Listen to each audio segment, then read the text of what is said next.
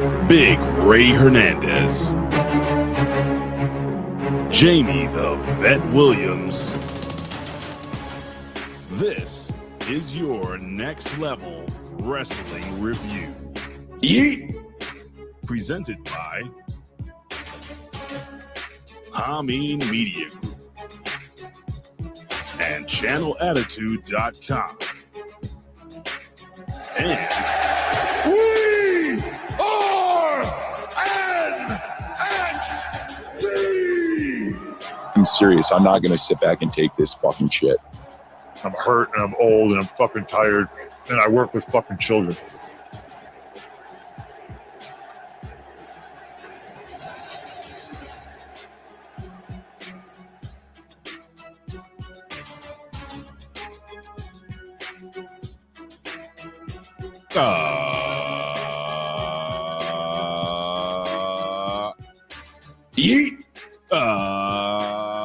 Good morning, everybody. Good morning, good evening, good afternoon, or good night. Whenever you're watching this or listening to this live on Channel Attitude. Well, if you're listening, it wouldn't be live on ChannelAttitude.com. You can check out the replays on ChannelAttitude.com, both video and audio replays. But yeah, so, you know, yeah.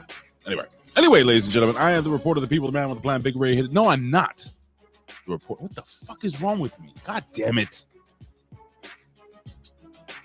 Boobies. Okay, I'm better now. I'm the pundit of the people, the man with the plan, Big Ray, here to stay to talk some lucha libre, which is your lesson, your Spanish lesson. I'm off today for wrestling today. And ladies and gentlemen, I am not alone. No, it is your hump day. Hump day. I should get that fucking thing, right? The hump day, the camel. Hump day. No? All right.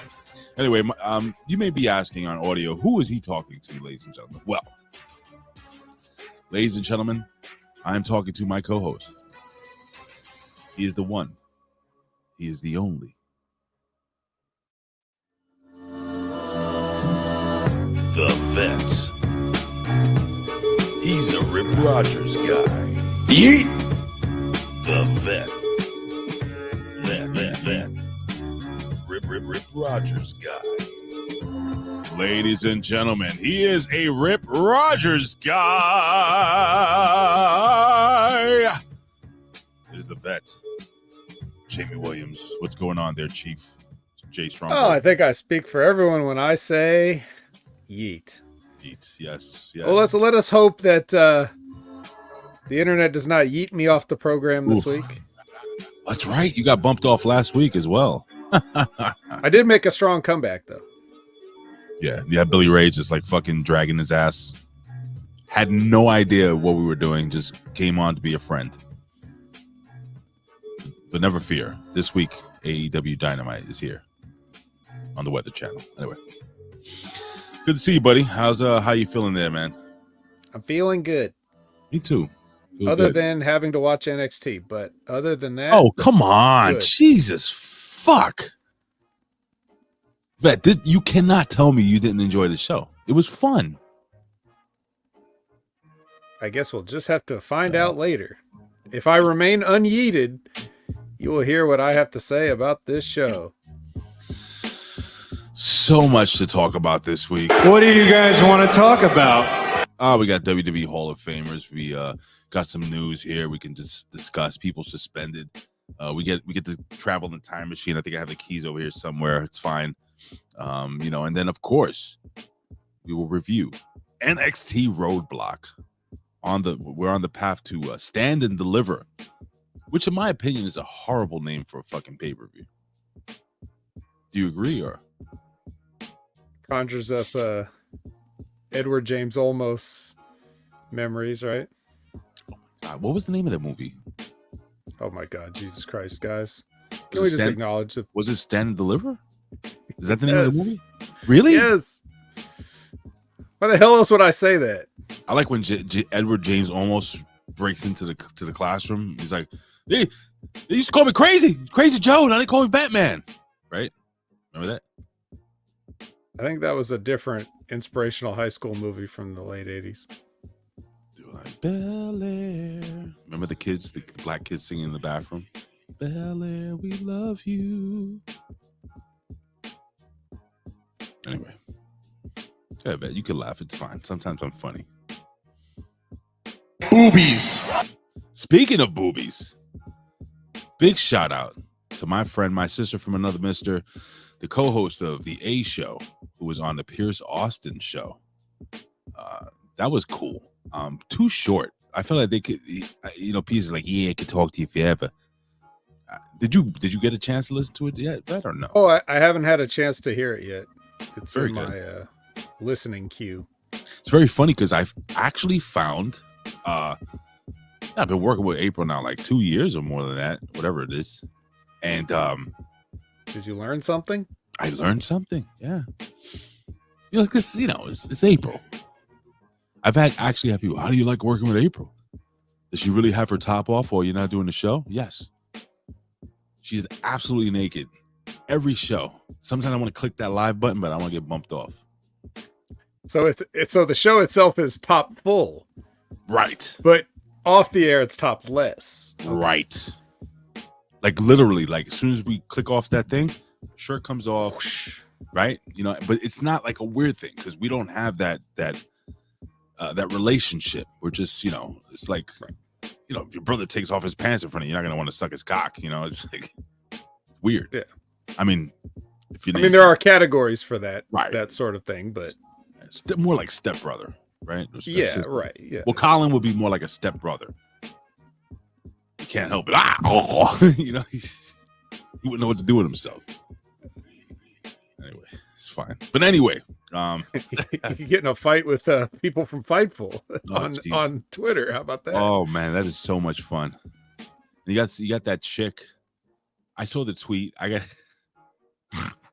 She said some shit along the lines of, I get paid to talk about NXT. You still suck. It's just terrible. It's her and some weird looking smelly guy. It's weird. Anyway, it's what it is, man. Who cares? Who the fuck cares? Like the fact that you have to gloat, you get paid to talk about this fucking shit. I do this shit for fun. I don't have to get paid. I like hanging out with the vet. I like hanging out with the chat. Colin likes cocks. I mean, him and Vince McMahon. That's just. I'm not gonna get on that, but I deserve to be paid to talk about this shit. It's not a mic drop. I'm just saying. Yeah. I get paid to fucking 12,000 subscribers. Fuck cares. What was it? I will say this to most people that do these things and they get paid to talk wrestling. Just understand this. If the person that owns the wrestling thing you talk on decides to not do it anymore or sells it off, you're not getting a piece. So who cares? Let's do it for fun. This is fun here. Now, I'm going to be very, very, I want you guys all listen to me. Seriously. If by any chance we get bumped off here on YouTube, on Hami Media Group on YouTube, immediately go over to Big Ray Hernandez on YouTube, my personal channel, and we will continue the show there. And then what I will do is I will upload the full episode in replay, because Vet, fucking thank you for mentioning that last week. I will re-upload the entire episode if you missed it on Hami Media Group's YouTube. It'll also be on Twitch and everything like that. But anyway, so again, if I go down here, or we go down here, head over to Big Ray Hernandez just on YouTube. Just type Big Ray Hernandez channel. It'll be there. It'll pop up live and we can continue there. Anyway, Vet, it's time. One of my favorite times of the day. If I can find. Why can I find? Oh my God, I didn't delete it, did I? Holy shit. Vet, I might have deleted the soundbite. Why? How would that ever even happen? I don't know. Did I delete it or did I move it? Why would you have done either of those things? But do you know what it's like to run a soundboard with like 400 different sound bites on it? It's not easy. Oh, don't touch it. I'm so fucking annoyed at this, man. I can't believe it's not. Oh, fuck. Hold on. It's all the way at the bottom. Here it is. Gotta move it up. Acknowledge me. Acknowledge me. You're gonna acknowledge me. You there, sitting at home. Acknowledge me. Unfucking believable, bro. That shit stressed me out for a brief minute. It's not important. I could have re-uploaded it, but anyway. Let me clear my throat. Ladies and gentlemen, we have the windiest of all Chris's. We have AKA Chuckles, Mr. Chris Winland, the very first. Actually, technically, I think Scott Woodford was the very first comment last night, somewhere around 3 o'clock in the morning. I swear to God. And he took it down. Oh, we call that a buckshot kid. Is that what you call it? Yeah, when you get in way early just so that you can be there. Mm. Like, but you're not actually there when the show starts, you know? Or a buckshot lariat? No. Well, anyway, No, speaking of the most sexiest person on all of oh, this is a dangerous proposition, leaving me alone on the show with my internet problems. It's a brave thing Big Ray's doing. God damn it. Sorry. Had to take him down. It's the sexiest of all sexies. So sexy, we have to keep taking down his comments. You can leave him up for a brief second. I always forget every single week. It's Scott Woodford. The biggest ass in all of HMG. We have Frank's Pickleball ass. Pew, pew, pew, pew, pew, pew, pew, pew, pew. Not 58, not 57, not even 55. It is 59. Number 59. Paul, a.k.a. Shooter. Let me pump this music up. Oh, yeah. We got the lovely Elizabeth. Yeah. She's in the house with her pinkish, reddish. Is that pink or red? What is that? What kind of color hair is that, would you say? It's pretty pink. Yeah, it's very pink. We're a pink hair. The curtains match the drape. I'm kidding.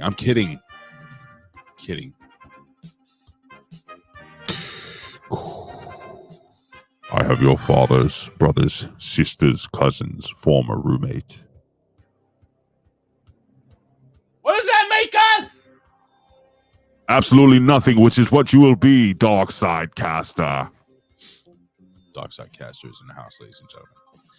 Who else we got here? We have, what are they testing on Lab Rat this week, veteran? Pink hair. You see Lab Rat walking around all just like pink. You know? It's just this little rat with pink fur running around like a... So cute. Cute rats. You want to see some cute rats? Come to New York City, folks. They're not cute. With a record of 144-16. Sponsored by Lucky Strike Cigarettes.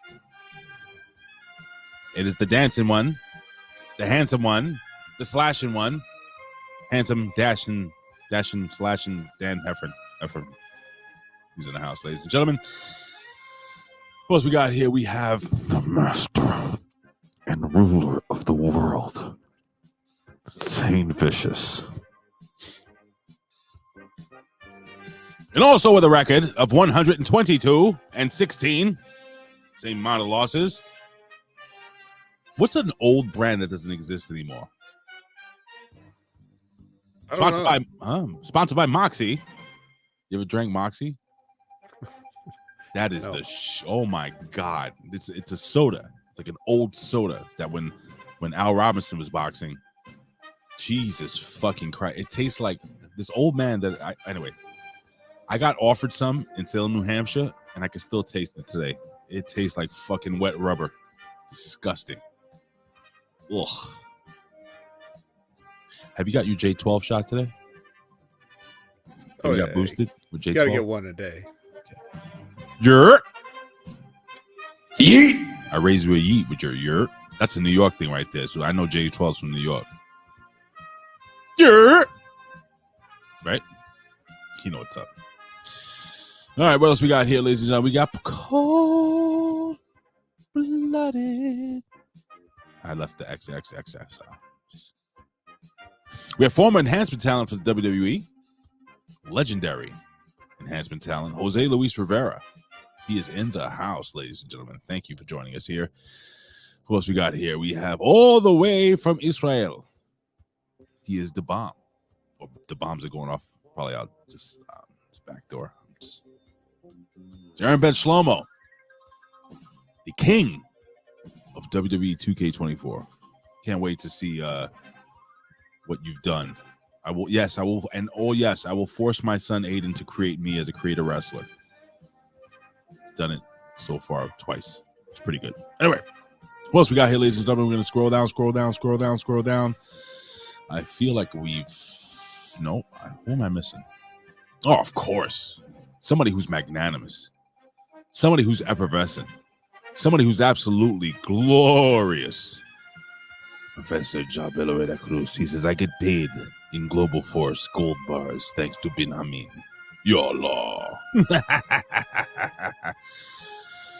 Head over to Ravens Joint. What is it? Ravensjoint.com. Check it out. Yeah, why not? Just type in Ravens Joint and type in I want to get high. Head over to Ravens Joint, ladies and gentlemen. It is G3333 ball. It is a great day, my friend. Thank you for joining us here. We got, hey, how you doing? I'm going to go down and get some gabagool. Huh? That's how he sounds in the morning. He gets up, gabagool. Yep. Spaghetti, meatball, ravioli. Right? Am I wrong? No. It's Media M5. What's up, Mike? The Comment King. The king of comments. The guy who comments, and he's the king of that. He's also the ace of the HMG Pick'em Challenge and the reigning HMG Pick'em Challenge face slap champion. And also allegedly best friends with Bill Apter. Allegedly?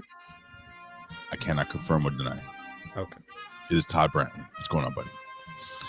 Todd's in the house. Let's see what else we got here. And last but not least, the vet's absolutely favorite person in the entire chat. It is my favorite Martin. He's here. You know the vet absolutely adores you. Just cares deeply. Well, the feeling is mutual, so it's very easy. I just want you guys to fucking just get into a room and just beat the shit out of each other. Well, you beat them up. What? Never. Oh. With that note, ladies and gentlemen, it's not time for the one. No, it's not time for the one. It's time for the 2 count. 2. That's what it is. We got the 2 count today. The 10 count. Right? 10. 10 count? No. 10? Perfect 10? No. It's time for the 3 count. This is the 3 count. With the latest breaking news in pro wrestling, sports, pop culture, and more. Now back to Big Ray and the vet.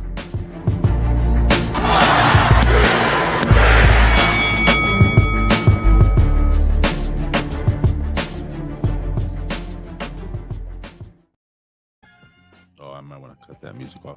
What's going on? Oh, it won't. What's going on over here? Jesus Christ, this fucking. What a piece of shit. Here we go. There we go. I got to get a new roadcaster, man. This one has done me well for many years, but she's slowly but surely acting weird. Anyway, you know, somebody mentioned to me that those guys, what do they call them? The British guys that do goofy wrestling talk and they wear masks and act stupid on the internet and people will watch them for some reason and take them seriously. What are they guys? They tell you to support them. Those guys. Apparently, they are making money off of a segment called the 3 count. It's been happening. Well, hey, just tell them, hey, they're losers for doing that, and they should be doing it for fun. I mean, I've been doing a 3 count since the Can-Am Wrestling Show, 2011. I don't know. You should reach out to those people. Just 3 count, 2011, with Andre Corbeil, Can-Am, and I continued it. 3 count continued to follow me through WrestleZone, through the Big Slam Nation, OneWrestling.com, into WrestleZone, right there. Just they should have said it. Support Big Ray for giving us this segment. Anyway, let's talk about it. What do you guys want to talk about? The vet. So you are an expert in Chinese karate wrestling from Korea. And it says allegedly. Either people you or keep Jargo. accusing me of it. Yes. It could be either you or Michael Jargo, who I absolutely miss doing shows with. I would love to do a show with him, man. I should bring him on, see if he do it one day here. That would be cool, right? Have Jargo come in. Be like, his famous line is, "Who the fuck is Tyson Fury?" Back when WWE brought him in. Do you remember that? No. Oh my God. He went on a rant. Just talking shit about Tyson. Nobody knows who the fuck Tyson Fury is. It's great. I want to talk about 320. I don't know what that means. All right, so WWE Hall of Fame. Now we know Paul Heyman's in the Hall of Fame now, or he's going to be inducted into the Hall of Fame, and I think it's well earned. I don't care what Ryback says. Just because Ryback says it doesn't mean it's it's gospel. It's his opinion. What did he say? Oh, he talks some terrible shit about him. He says Paul Heyman's a piece of shit, basically. Well, who isn't, right? Yeah, like as a person, whatever. But Paul Heyman, the entertainer, goes in the Hall of Fame. Absolutely. Listen, Lawrence Taylor was a cokehead and probably I think a wife beater, but one hell of a football player, so he's in there. Pete Rose had a match once, so Pete Rose. What about Pete Rose? He's in the Hall. Oh, he's in the WWE Hall of Fame, though. That's the only one that matters. So speaking about that, if you guys are not familiar with this wrestler, there's a young lady by the name of Bull Nakano. You might have heard of her, as Ben Hameen would say. She is one of the very few Chinese karate wrestling females that I know of, and I know who she is. Not only because of her stints in New Japan Pro Wrestling, All Japan Pro Wrestling, All Japan, right? That's where she started off. They're the ones that had the women, yeah. Right. Oh, it was All Japan. Yeah, All Japan. But also, she had a dope run over in WCW. She came over to WWE and did some stuff. I think it was either pre-Attitude Era or just like the beginning of Attitude Era. It was pre. It was pre, like 96, 94, something like that. I can't remember. 94, I think, was right around that time. It's whenever Alundra Blaze came in and she needed people to work. She beat her for the title, actually. So it was 94. I'm pretty... Professor, hey, what's up, artist? The artist finally returns. He's in the house. Professor, can you confirm or deny that she beat Alundra Blaze for the WWF World Heavyweight title in 94? So, yep, there it is. Professor, just see, this is... You call this... He's like Batman. It's just like a fucking... Instead of a bat signal, it's like... You remember the old wrestling trophies? It's a picture of a guy, a wrestler, Anyway. Well, to be fair, I did just say that. Yes, did you say but that? But as usual, Ray doesn't listen to what I'm saying when he's talking, so it's just I don't blame you. But not to take anything away from the professor, we welcome his input here, even if I have already said it. So Elizabeth says, "I love Bull Nakano. She is a badass. That's an excellent woman wrestler." Vet, do you agree? And Billy Ray Valentine jumps in the house. Yo, he fell asleep last night while we were just texting. Do you agree that Bull Nakano, possibly one of the greatest, if not the greatest, women's wrestler of all time? I guess. Well, yeah. I mean, certainly in terms of like in terms of stature, in the business, I would say. I have not gone back and like looked at her prime runs with a critical eye or anything. She's really good. I was just a simple fan when she was doing her thing in WWF in 94. And I was also kind of in and out on the WWF in 94. So I have vague memories of 94, something about Chuck Norris, maybe a little Bull Nakano. I don't know. What did you, so you didn't really, like you said, you weren't a huge fan of Bull Nakano, of her, or is there a match that maybe you might remember or anything like that, or that's it? That's all you got? No, it's just more of like, but that is kind of like, that's more of a testament to her overness, I think. It's like when somebody, like who they are, but you couldn't really name anything they've done. It's like, well, damn, I guess she was over enough to break through into your sort of like sphere of influence or whatever. Okay. I'll take that. So congratulations to the great Bull Nakano for There was a story out here that came out that Sammy Guevara has been suspended by AEW for the spot he no. did. Well, so he did that. What was it, like a fucking flipping moonsault, some dumb shit for no reason on Jeff Hardy during a match on TV, and then he crushed Jeff Hardy's face with his knees. Remember that? Yeah. So apparently he had been told not to do that. And By who? Jeff Hardy? probably Hey, man. Jeff, Hey, don't break my face, man. I mean, probably Jeff Hardy. But he has been suspended with or without pay. Wait. I cannot say. Wait. So when did they decide to do that? Because he had that match with Hobbs after that where they went through like 29 tables Yesterday. on a regular TV match. Yesterday. It literally just happened yesterday. So they waited until he had another match and they were like, you know what, you're suspended. It's fucking stupid. What did I do? Is this because of the Hobbs match? No, it's for the Jeff Hardy match from before.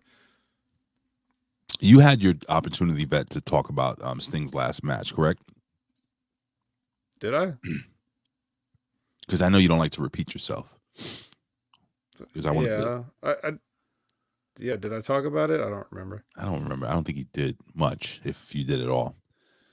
But he had a match. He did. Sort of. There were a couple of things that really annoyed me. And if you listen to WLR yesterday, Billy Ray Valentine, Strangler, what happened? I was just thinking, like, Hello. thinking back on Sting's last match, I was just kind of like, man, I'm surprised Dijak didn't come out there. That is funny. It's funny for all you. Seemed like the kind of thing that would just attract him, you know, like all that garbage laying around everywhere and people going through panes of glass and all this shit. It's like, where was Dijak during all this? So I had a problem with Sting's last match, and no, it's not because it's AEW. Because if this match happened anywhere, TNA, WWE, I would have had a problem with it, Vet. And let me explain something to you guys. The thing that annoyed me the most wasn't actually the big spot where that's the only thing anyone's talking about. Nobody's talking about Sting. Everybody's talking about Darby Allin jumping, and you fools. You fools that are saying it's sugar glass or it wasn't real glass. Did you see the kid's back? I mean, River. It's real glass, guys. It was real glass. And that's all. Did you see the part where Sting went to hit the glass and the bat just bounced off? That doesn't happen with gimmick glass. Exactly. He was like, ooh, I should have broke that. Oh, Jesus Christ. Fucking Goldberg 2000. Jesus fuck. The thing that annoyed me the most, Vet, was obviously when AEW not only cut off their, the conversation, the Sting's last words to his fans, which is fucking insane that they did that. But it was up on YouTube like only a couple of minutes later. But and you know what, Mike? You took the words out of my mouth. Mike Martin says Darby tried to steal the spotlight. Sting didn't even get to promo alone. Today's kids wrestlers suck, and that's what pissed me off the most. So I'm waiting for Darby to roll his ass out of the ring and leave Sting in there with maybe his sons. You know what I mean? But the entire promo, Darby's like fucking standing there, bleeding out. He's the only focus, to be honest with you. I couldn't take my eyes off the fucking guy in the corner. And then every 5 seconds, he's whispering something. And Sting's ear. Did you see this promo? Yeah. And then he calls in Tony freaking Khan. And Tony's like, oh, I don't want to go up there. It's your time. But he goes in there and he screams like an idiot at the top of his head. And made a fool of himself as usual, stealing the spotlight again. And then the only person that I'm going to say kudos to, the only person that was a fucking gentleman, the only person that gave a shit about this whole situation was when Sting asked Tony Schiavone to yell, "It's Sting." And Tony Schiavone basically grabs the microphone and says, look, I'm not going to go in the ring. This is your moment. But if you want me to do it, it's Sting. Oh, Oh fuck! Okay. What? Like that's any better. I'm not gonna go in the ring. Look, that has nothing to do with it. Like this whole line of conversation is bullshit anyway. Sting could have had whatever he wanted to happen out there and they would have made it happen for him. The fact that they had all these yahoos grabbing microphones and saying what they wanted is just a clear indication that this really didn't mean that much to Sting anyway. He just said, yeah, you guys do whatever you want. I don't care. Whatever. This is AEW. Who cares? I got paid. How much? I really just don't think it was that sort of a. Can you really take a look at this pay-per-view that they put on and this match that he was involved in? And can you tell me this is some kind of gracious end to a wonderful career? It's a fucking ridiculous super indie show that he got to do a promo at the end of. You think Sting gives a fuck if anybody is in the ring, out of the ring, whatever? His kids are there, his kids aren't there. He doesn't give a fuck about any of that. You could tell by everything he said and the way he said it. So the show ended the way Sting wanted it to end, period. Sting could have told everybody to get the fuck out if that's what he wanted. He didn't.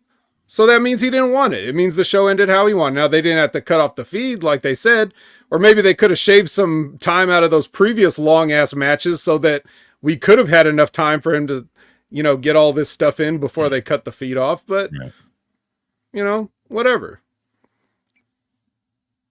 Do you think Sting was like mocking the situation himself?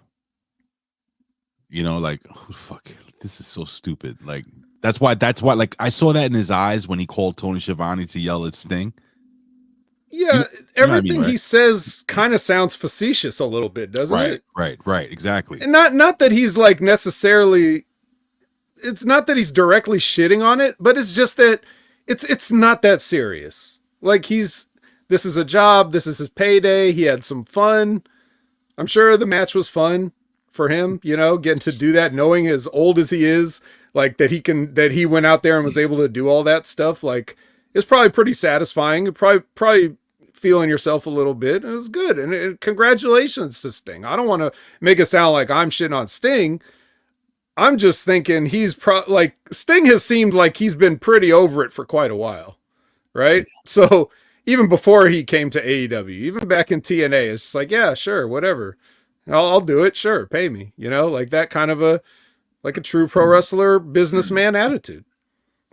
If anybody was on point with this whole situation, more than anything, had to be Andrew Bello last night during that WLR. The replay has to be up on YouTube, so check it out.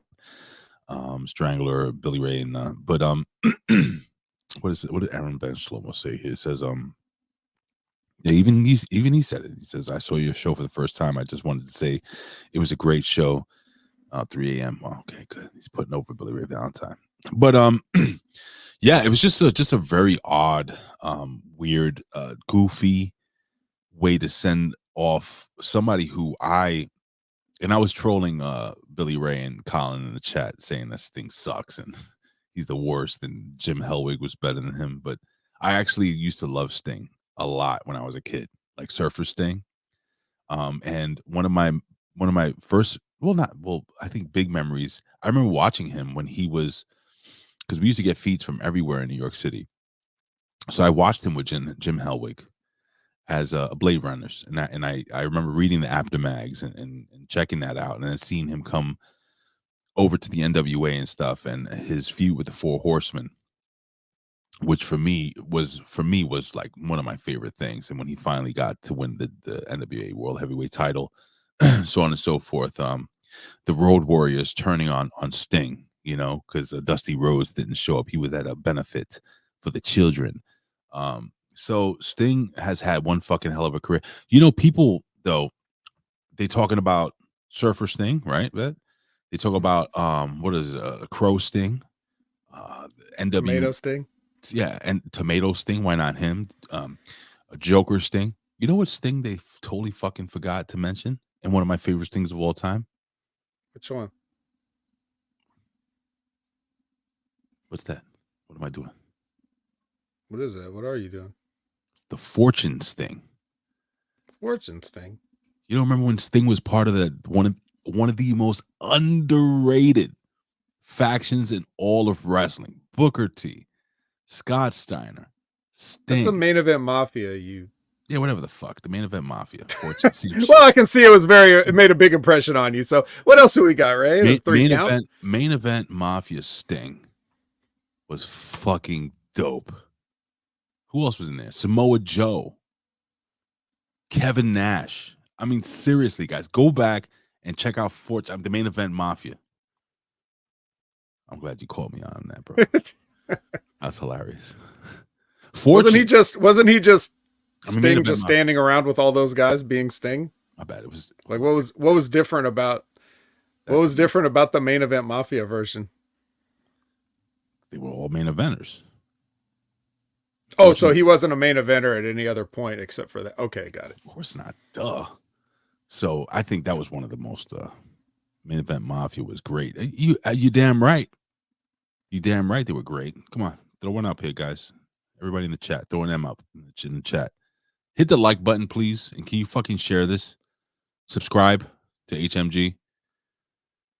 Anyway, all right, let's see what else we got here. I don't think we have anything else regarding news. As usual, ladies and gentlemen, whenever we finish the news, and after we sign off for the show, somebody dies or Vince McMahon gets caught in another rape case, allegedly. John Laurinaitis is hated. Oh, for did you hear? Days. What's up? Not only did a bunch of more McMahon shares get sold of TKO. I don't really know what there's to say about that. Yeah, but that reminded me of did you also hear about MLW winning that court case for $20 million? No way. $20 million. They fucking won. $20 million, bro. Is that a lot of money? I don't know. For MLW hasn't had $20 million in the past 30 years. That's true because Impact or 20 years, excuse me. TNA was valued at $10 million. Oh, good for them. Good for them. So what does this mean? What was the lawsuit again? If you refresh us, please. Antitrust.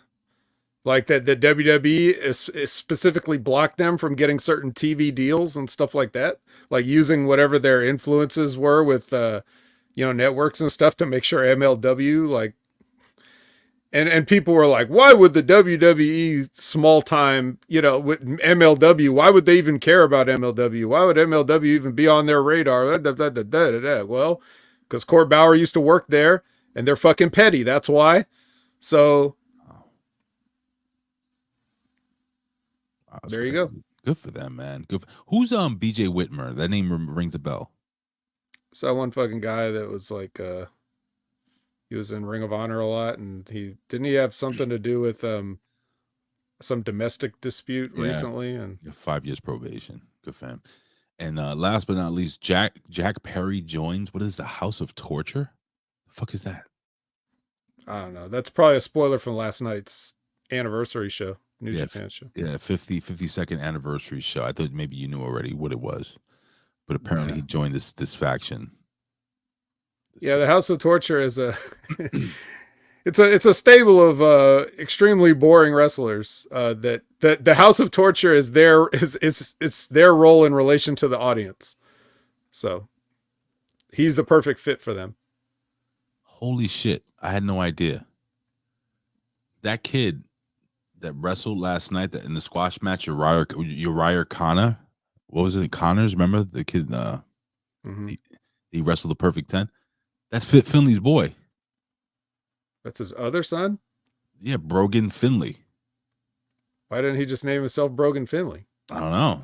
It's because he's Uriah Connors. That's terrible. He should go with Brogan Finley. We got squashed. So? Brogan Finley. He was a big kid, too. I was like, oh, shit, he's a pretty big guy. Brogan Finley. Oh, good for him. Anyway, you know what, man? Let me get the keys. You got the keys? I don't have the keys. Do you have the keys? Or the key fob? Can you get the key fob? Set vet? No? Okay. I don't have it. I thought you had it. Oh, here it is.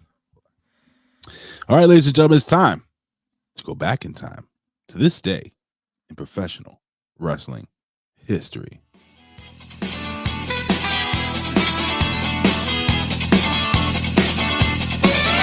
Alrighty then, ladies and gentlemen, we are going back, way back in time in the PW Hustle, aka the Pro Wrestling Reflection Time Machine. March 6th. What happened in March 6th of, wow, we're going to go all the way back, Vet, to 1963. Oh, Vet wasn't even born then. I wasn't even born then. I would say nobody in the chat.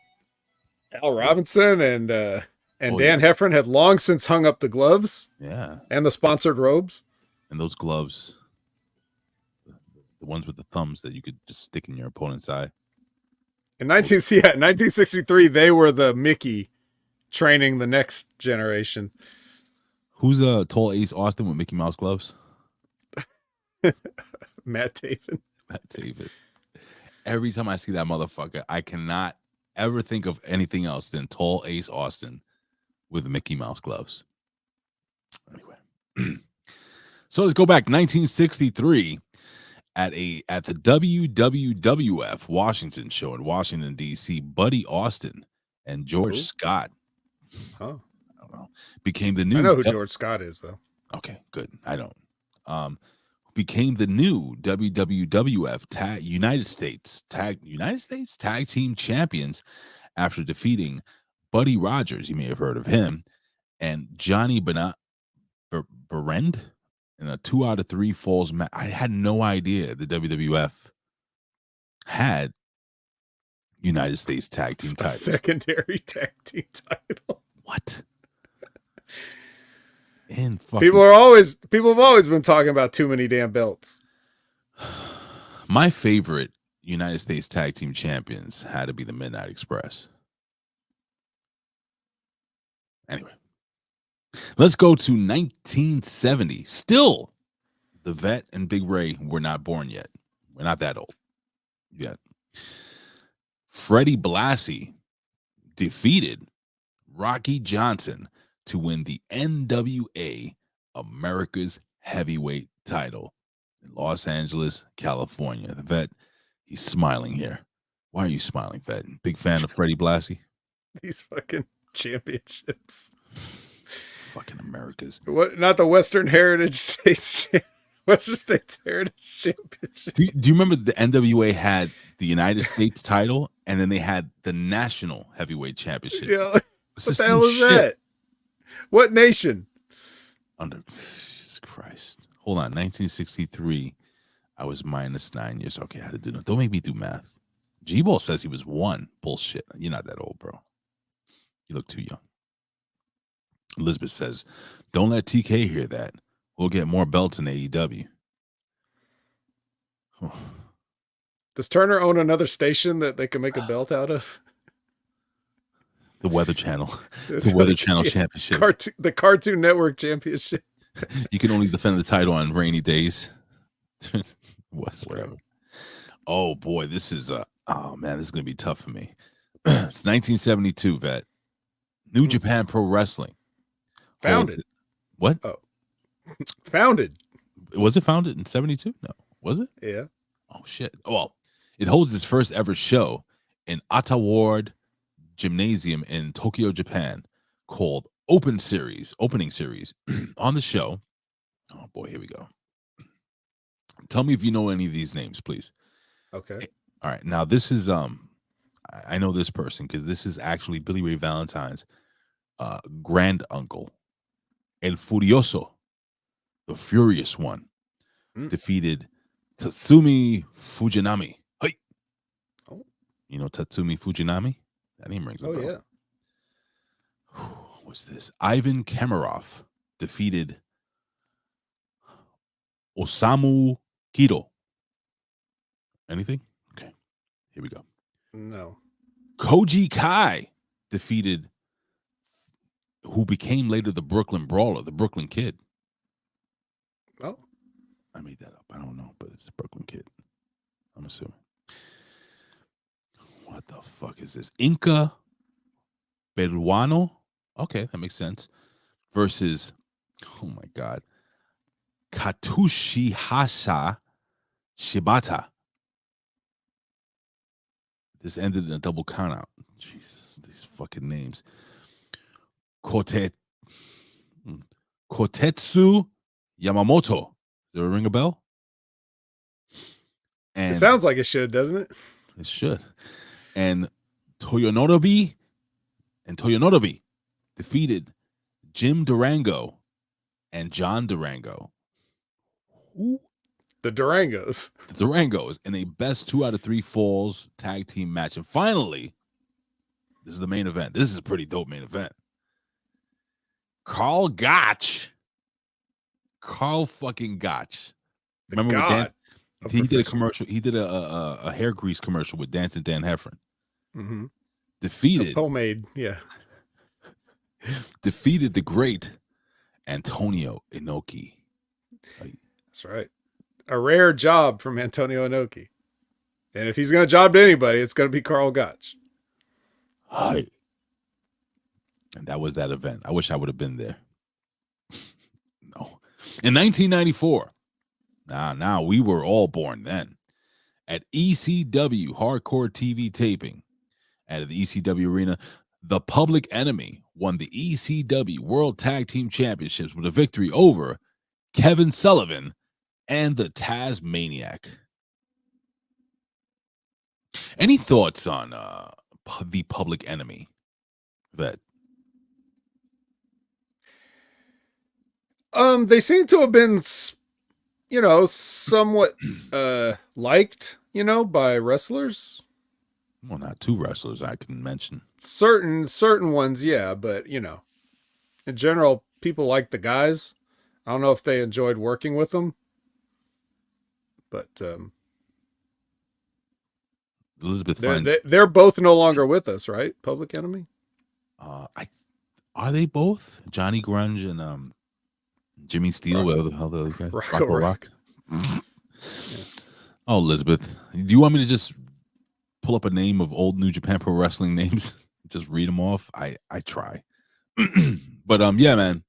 On the same taping, the Tasmaniac defeated Sabu to win the ECW Television Championship before losing it to TJ Smith. Who the fuck is TJ Smith? I don't remember that name. TJ Smith is the reason that we have the "You fucked up" chants now. Oh, that guy. I know exactly who that guy is. That's awesome. Didn't he also end up joining the Full-Blooded Italians at some point? Yeah. Mm-hmm. Yeah. I'll ask Vito when I see him next week. Like, do you know who TJ Smith is? Hey, forget about TJ Smith. We're going to go to Versace. Yeah, how you doing? Is it TJ Smith or JT Smith? JT Smith. I said TJ. I have dyslexia. I try. Okay. All right. Just making sure. In 1996, in his last match with WCW before leaving for WWE, Johnny B. Bad, you might have heard of him, dropped the WCW Championship, Television Championship to, can you guess, Vet? Who did he? Arn Anderson? I don't know. It's close. Same physique, though. Lex Luger. Yeah. I mean, when you stand them side by side and you're squinting, you can't really tell the difference. But no, you have to squint and just stand about a quarter of an inch away from your television. Same guy. In Macon, Georgia. I love Macon, Georgia. Beautiful town. 1999. Now, Vet will know about this. And were you watching Japanese wrestling in 99? No. Tape trading and masturbating? No? No. All right. But let's hear it. Okay. All Japan Pro Wrestling held their, Budokan Hall show in Tokyo, Japan. Vader, you may have heard of that guy, And this is 99 now. It's 1999. Which would mean that the WWF would have had to let him go do this, right? Yes. Okay. Yes. Yes. He became the new AJWP Triple Crown champion after defeating Akira Taue. Akira Taue. Oh shit! You know who is that? Is he good? He was one of the original 4. Okay, people are gonna laugh about AEW if I say this, but like when I say like the 4 pillars or the 4 heavenly kings or the Shiten-O or the the names that basically the Japanese wrestling was kind of built around like having 4 top guys. Like these are the 4 top guys. they're at the top until one of them is replaced. And the original ones, I guess, from that All Japan 90s era would have been Akira Taue, Toshiaki Kawada, and Mitsuharu Misawa, and what's the other guy? Kenta Kobashi. Hey. Cool. Don't know who they are, but they all sound fucking awesome. You know who they are. Like, if you saw them, you'd be like, oh, that guy. Well, I'm sure. I don't know if you knew this, but the title had been vacated back in January by Toshiaki Kawada. Toshiaki Kawada, yeah. Toshiaki Kawada, due to having suffered a broken arm. You know, Gigi Dolantiro, you know, you can tell what she honors him with those little kicks she does to the face. Oh. She's a huge fan of his. You can tell in everything that she does that she took her inspiration from Kawada. We'll talk about broken arms later. Some wrestling outlets are reporting that injury as severe and real. In 2000, here we go. Monday Night Raw in Springfield, Massachusetts. 4 out of 9 matches on the card ended in disqualifications. Let's run down the match card real quick. We have the Big Show, who defeated Kane via disqualification after The Rock interfered.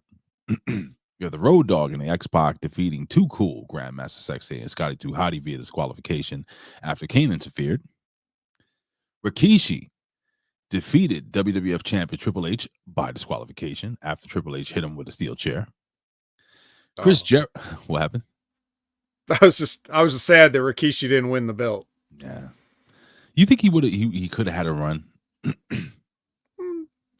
Well, could have? Like, what does that mean? Like, are you asking me would Vince have pulled the trigger on Rikishi, or are you asking me should he or had he been given the ball, would he have been able to run with it? Right. Could he have, like, at the peak when he's doing the fucking Yeah, sure, why not? Can you do the worm? No. Okay. And finally, Chris Jericho defeated Kurt Angle via disqualification after Bob Backlund randomly made his way through the crowd and put Jericho in a crossface chicken wing.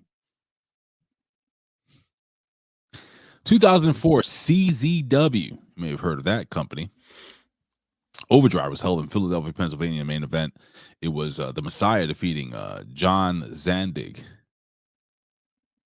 Do I still have this?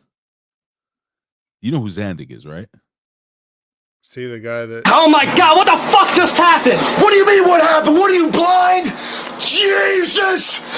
That is the greatest interview in all of professional wrestling history. That guy ever did. Yeah.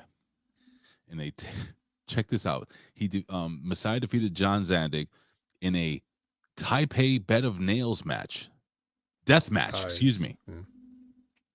I used to hate going to training when we had to work on those, you know. How do you learn how to take a bump on a bed of nails? Like I say, you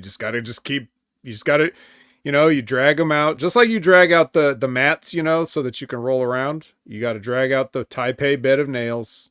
Only Taipei knows how to like really get the nails in the board so that they don't like bend or move like when you land on them. Mm-hmm. It's a special craftsmanship that they have there that, you know, just other regions of the world just don't really put the same effort in. So you gotta drag out the bed of nails and you gotta let these guys slam you on them. And you know how guys are when they're learning. It's stiff, you know, they don't really get it that it's a work, so that they throw you as hard as they can, and the nails puncture your vital organs and stuff, and you got to go to the hospital after every single practice. That's ridiculous. It gets to be pretty, you know, not even to mention like your clothes, you know, like you got to buy like a whole new wardrobe every time, you know, even if they aren't shredded from all the nails, like the blood loss certainly will make them unwearable. Like you're not going to be able to just shout it out, you know, so to speak. So you have to buy new shirts, everything. The artist return says, later, y'all, about to get on work calls for the rest of the day. Love y'all. Toodles. Well, we love Tiffany you. Stratton fan. We love you, number one. Number two, check out the replay here on channelattitude.com. Later, brother. God bless you. Ow! Roadhouse. So, Unfortunately, in 2004, Ray Fernandez, better known as Hercules or Hercules Hernandez in the WWE, passed away with heart failure at the age of 46. We fast forward to 2007. Former WWE and Stampede Wrestling star Alan Coge, Bad News Brown, Bad News Allen, also passed away due to heart failure at the age of 63. We fast forward. We have 2 more entries here. 2017, after allegations, allegedly, of bullying, Bill DeMott, a.k.a. Hugh Morris, resigned from his position as head trainer in WWE Performance Center. Your thoughts, Fed? I mean, I never met Bill DeMott. I didn't really, I don't remember having any reason to doubt the allegations at the time, though. You Roadhouse. yeah, sure. You would hear stories, and you would also hear people say, you know, like, oh, these kids were just pussies, and he was trying to toughen them up and other stuff. But there's a way to give people like hard training without going out of line. Yeah, like right?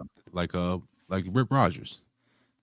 Yeah, Rip would there were times when people would puke during Rip's practices. That's awesome. But it's not because Rip was making them do like 9 million squats in a row or shit. Like you puked doing the stuff you were supposed to be doing to learn how to wrestle. Right. It wasn't like, having people eat jelly donuts out of each other's assholes or whatever the fuck Bill DeMott had going on down there. That's what he did? Allegedly? Allegedly things happened that didn't necessarily pertain to anything you would use in an actual match. What? I'm going down. I'm at the very bottom of the memes thing. I haven't used these in many years, so I'm just going to roll through a whole bunch of them. But my God, jelly donuts? I understand why. Yeah! What? I understand. I get it. We got some old ones here. Remember this one? My balls was hot. I understand. He understands. Where Ronda Rousey's fine ass at? We don't have that one. I do not have that one, but it's all good. It's okay anyway. That's what she said. Or he said. And finally, in 2017, at what the fuck is this? Northumbria, whatever. University Student Unions, whatever the fuck. Did that have a WCW championship back in the day? How about a WCPW? Oh. This is somewhere in England. Oh, I know what this is. They hold this gimmick called the exit wounds. Do you remember this? 2017. Wasn't that a DMX movie? It was, but no. That's funny. It was. On the show. Can we just do a review of exit wounds instead of talking about NXT? I'll have to go watch it first, but can we do that? Let's see if you know any of these names. Okay. Cody Rhodes. No. Oh, yeah. Yes, I do. I do know that one. Sorry. Check this out. He retains the WCPW Internet title against Liam Slater. Who? Wait, Cody Rhodes. This is when Cody. What year was this again? I'm sorry, I missed the year. 2017, when he was making his run in TNA and. Right. Yeah, this was the start of the Cody Rhodes indie tour. Yes, this was dark. Every single indie ever. Still dark hair. He was wearing the leather jacket with the sheepskin. He was known. You know what I'm saying, right? The sheepskin collar. I think so. Yeah. Yeah, I think if you saw it, you know what I'm saying. That was like his look around that time. But anywho, B. Priestley. That name's familiar. Who is that? B. Priestley. Blair Davenport.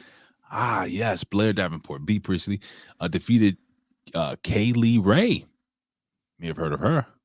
Kaylee Ray. Alba Fire. Yes. She's a witch. Yes, exactly. To keep hold of the women's title. And in the main event, some dude named Drew Galloway retains the WCPW world title against some jobber named Will Ospreay, bruv. Yeah, never. No. Wait, no. Drew Galloway was in Impact Wrestling. I remember him. Right. Remember they had like a working relationship. That's why Cody Rhodes was going back and forth with his Whatever wife. happened to him? He was jacked. Like, whatever ended up happening to Drew Galloway? I have no fucking idea. Oh. There's a guy, though, in the WWE named Drew McIntyre that's pretty, I think, it's pretty good. Yeah. All right. Notable birthdays. Let's go down here. If you're a big fan of Gus Sonnenberg, who was born in 1898, you can wish him a happy birthday, but he's probably dead. He coached up Dan and Al. Yeah, he sure did. Killer Khan, the great Killer Khan, born 1946. He's still around? I think he passed away a few years. He just passed this year. Did he really? Yeah, we talked about it. Dude, I don't remember. Bro, do you think I remember? Maybe we didn't.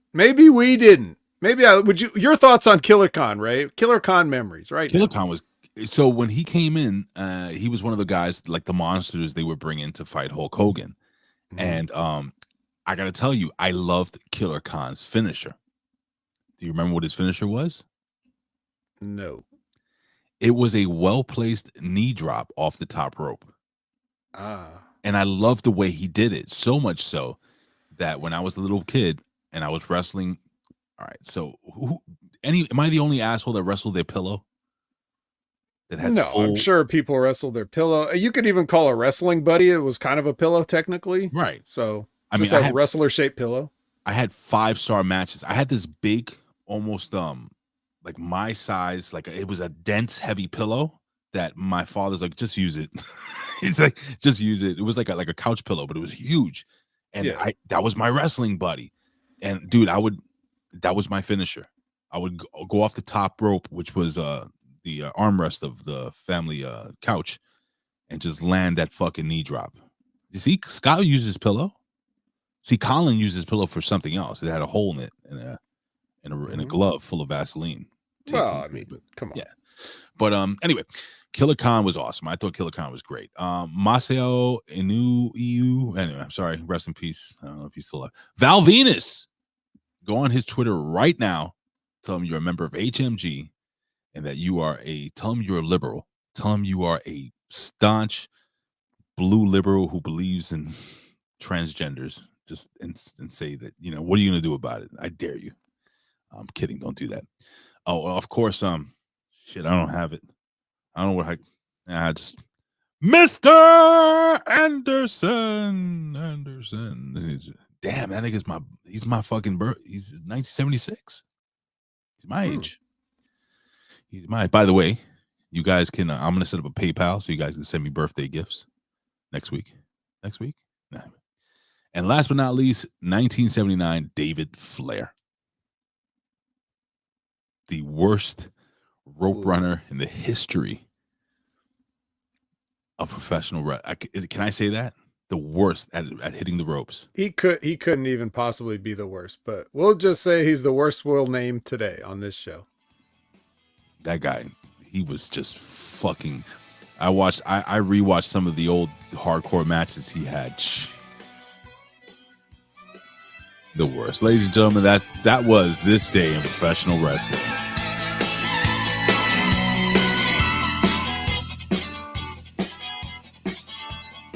All right, ladies and gentlemen, you know what time it is. It is time for NXT Roadblock 2024.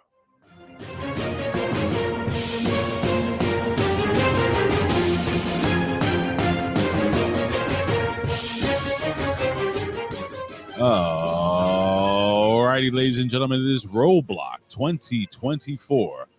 We are on the road to WrestleMania. We are on the road to Stand and Deliver. Ladies and gentlemen, we are headlined by a main event number one contenders match. Carmelo Hayes versus the Don. Some new changes to the Don. What's going on over here? But we kick off the night with a big match. Is it?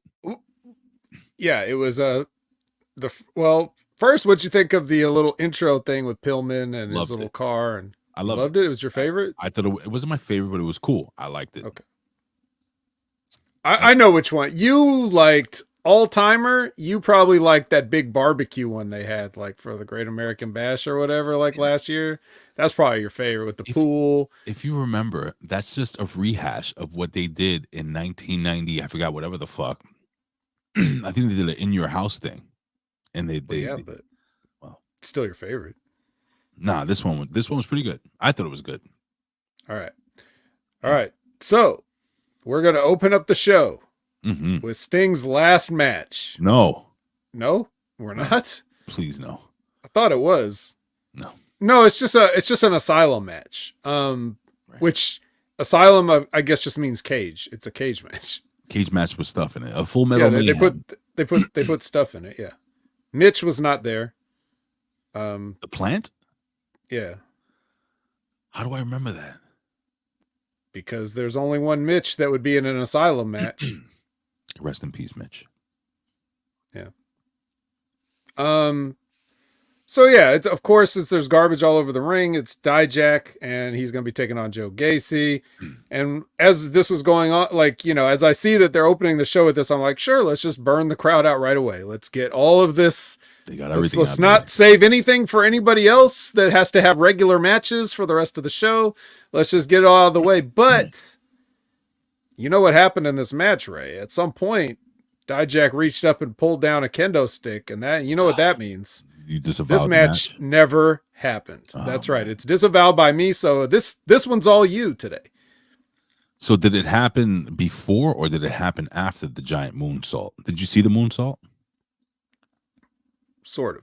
But it doesn't matter. I can't even admit that I saw it because it is disavowed. Oh, come on, man. The whole thing's off the record now. I don't even know who won. Technically, I can't say who won the match. Hold on, I'm trying to look something up here. So I gotta tell you, I fucking loved the match. I loved this match. I really did. I thought it was fucking great. These guys fucking beat the living shit out of each other, and we saw Dijak do some shit that we'd never seen him do before. Now with that, well, yeah, obviously he wrestled. I'm trying to find something here, but it's not easy. Do they have it up on social media yet? Maybe they do, maybe they don't. Okay, yes, they do. Yes, here it is. All right, let me just pull this up really quickly. I want to share. You're pulling that up. I'll ask Aaron Ben Shlomo. Does Dijak have his gimmick in 2K24? His current one? With the when he comes out, do they put like the bars like on? Is his name made of like steel? Here we go. This is the big spot.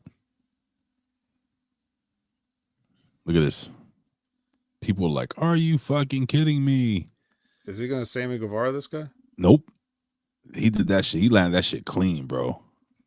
How could you tell? They switched the angle right at the point. No. I saw the other angle that they had, and he was what other angle?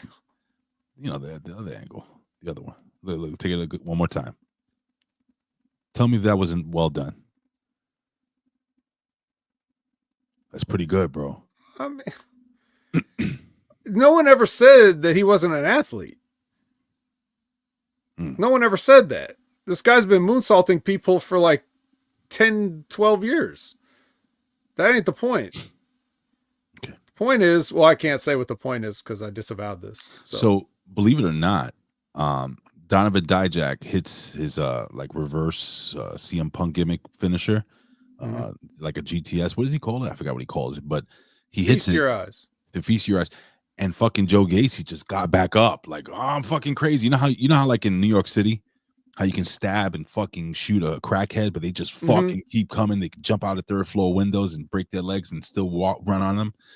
That's what he did, but he had to hit him again. And bro, fucking Dijak won clean.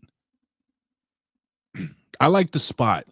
There's this box sitting in the middle of the ring, and it says, "Do not open." And when Dijak opened the box, it was just it was a big boxing glove that came out and punched him in the balls. Yeah. That was great. Come on. It was fun. I like this match. I enjoyed it. It's not a fucking melt to 5-star classic, vet. It's not fucking Bret Hart versus the British Bulldog in Wembley. But for what it was, I enjoyed it. I had fun watching this match, so Well, we're done with that. We have a locker room meeting with the family. They're also meeting with Luca.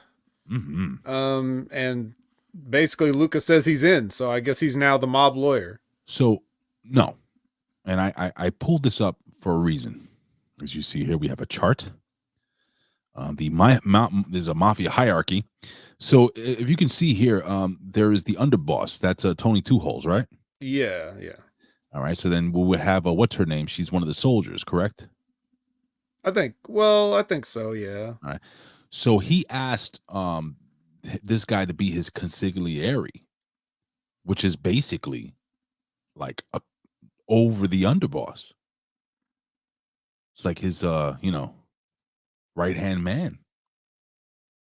Assuming it's right there in black and white. Vet. What don't you understand?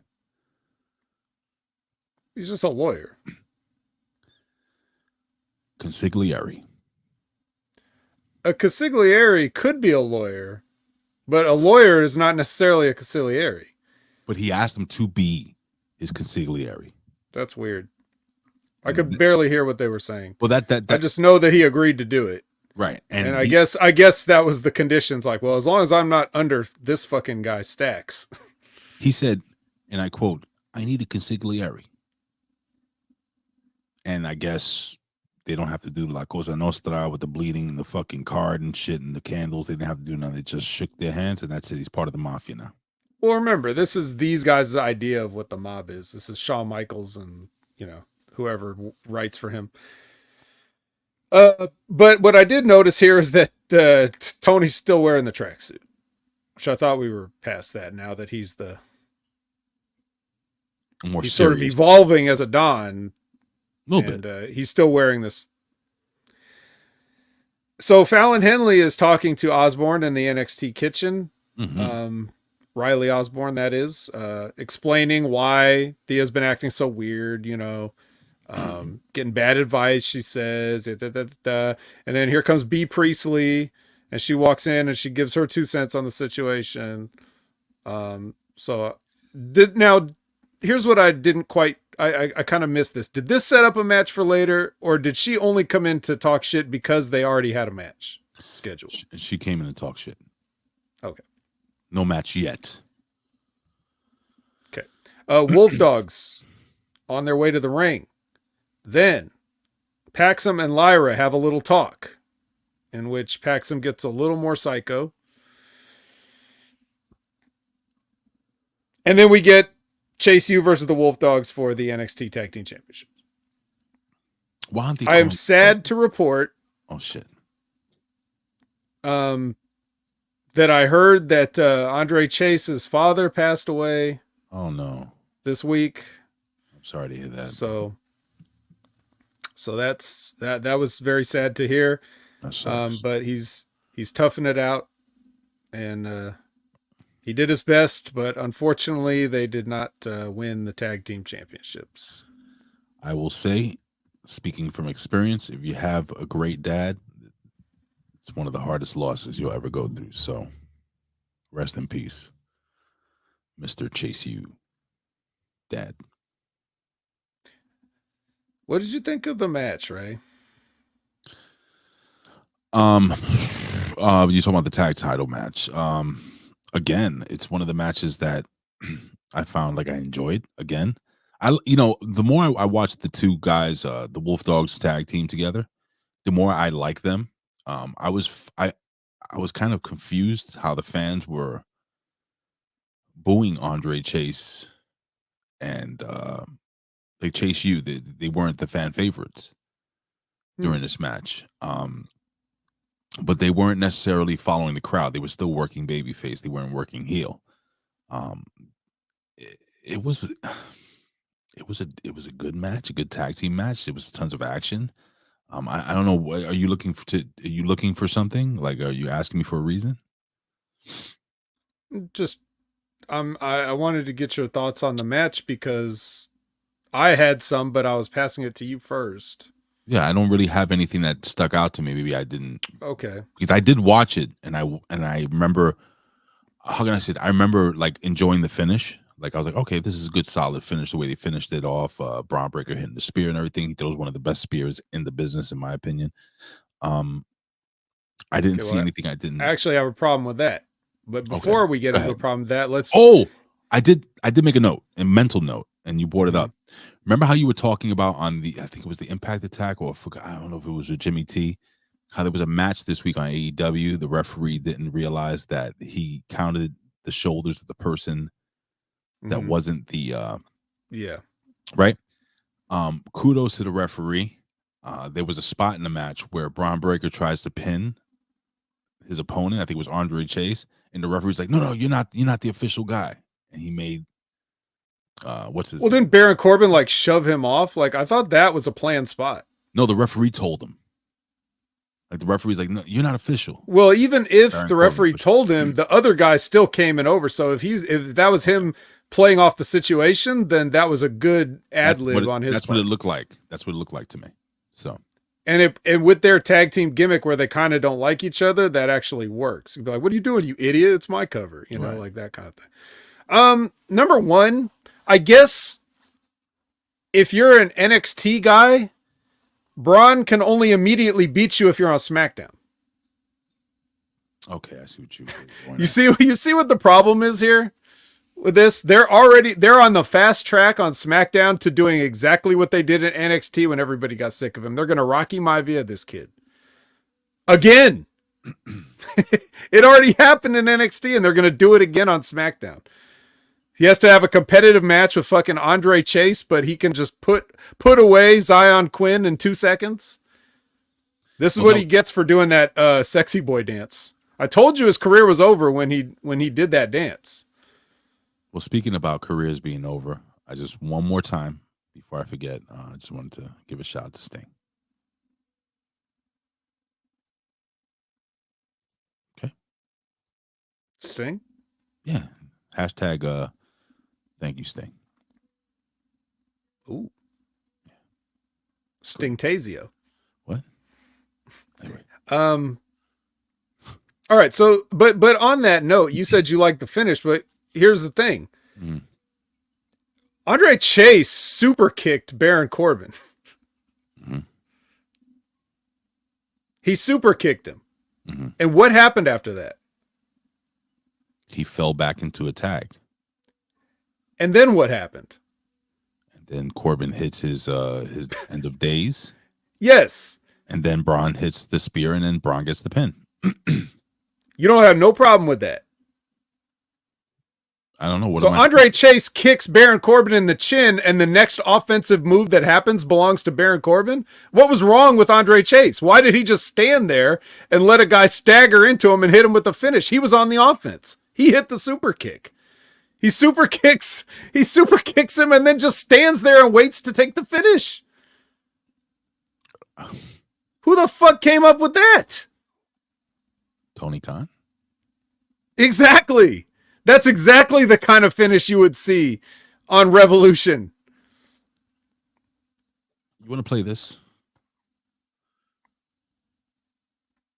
Yes. Yes, I would.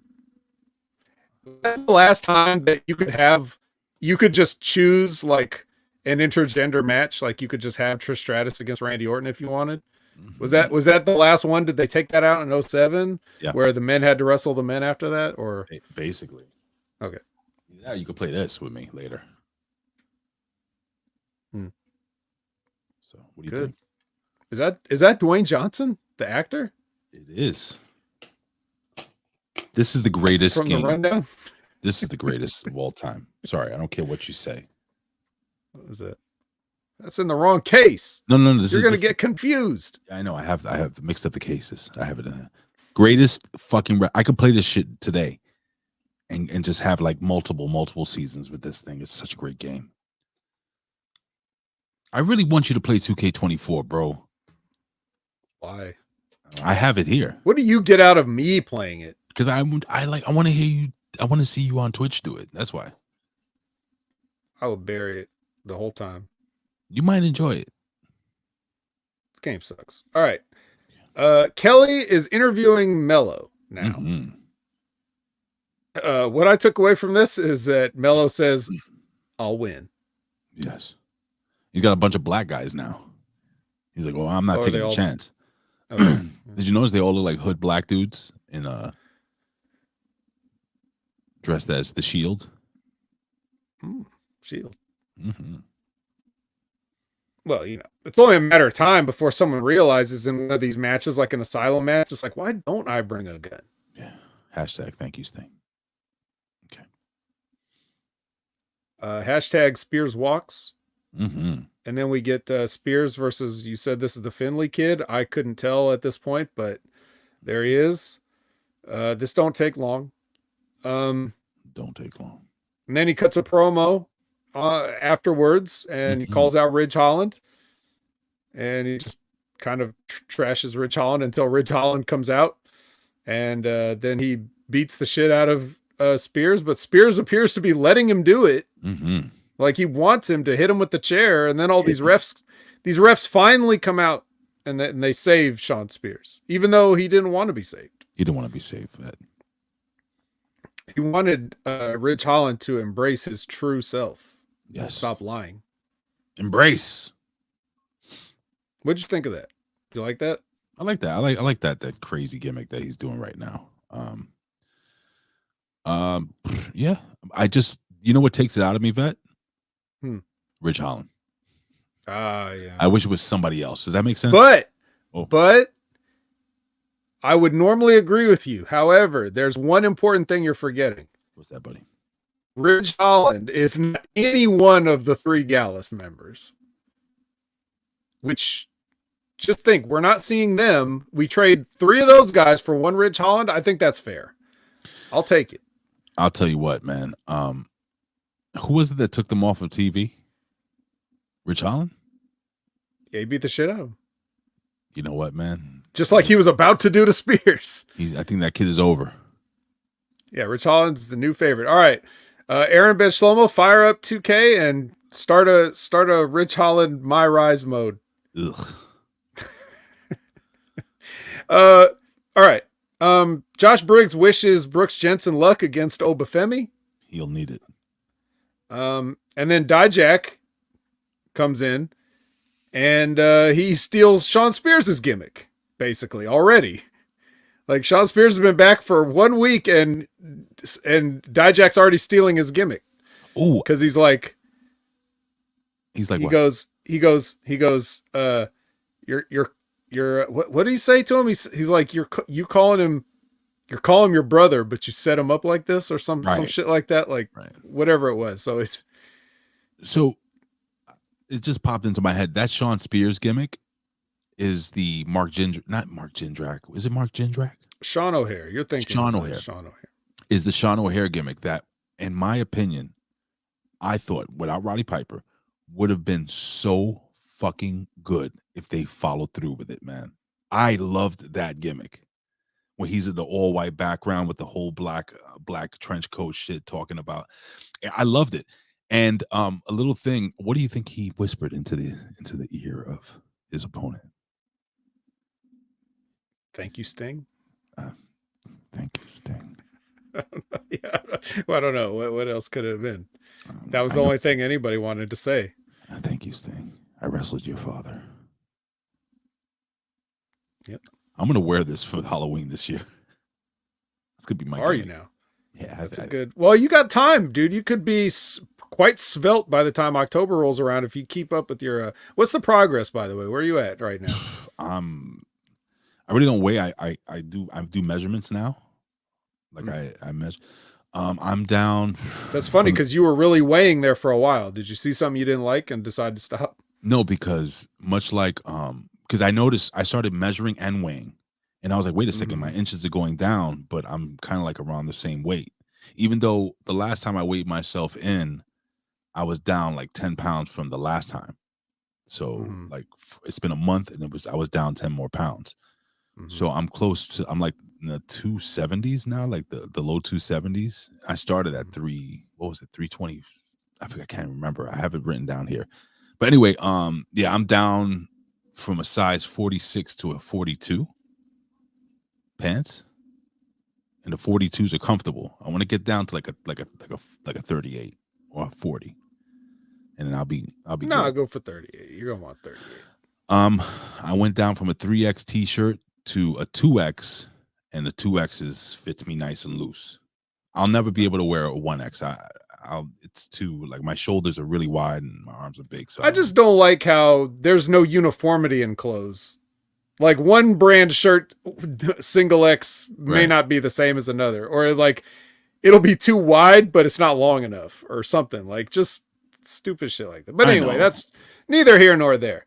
Close. Let's talk about Kelly with Dragunov, and she's just an intrepid reporter all over the place. She stinks, vet.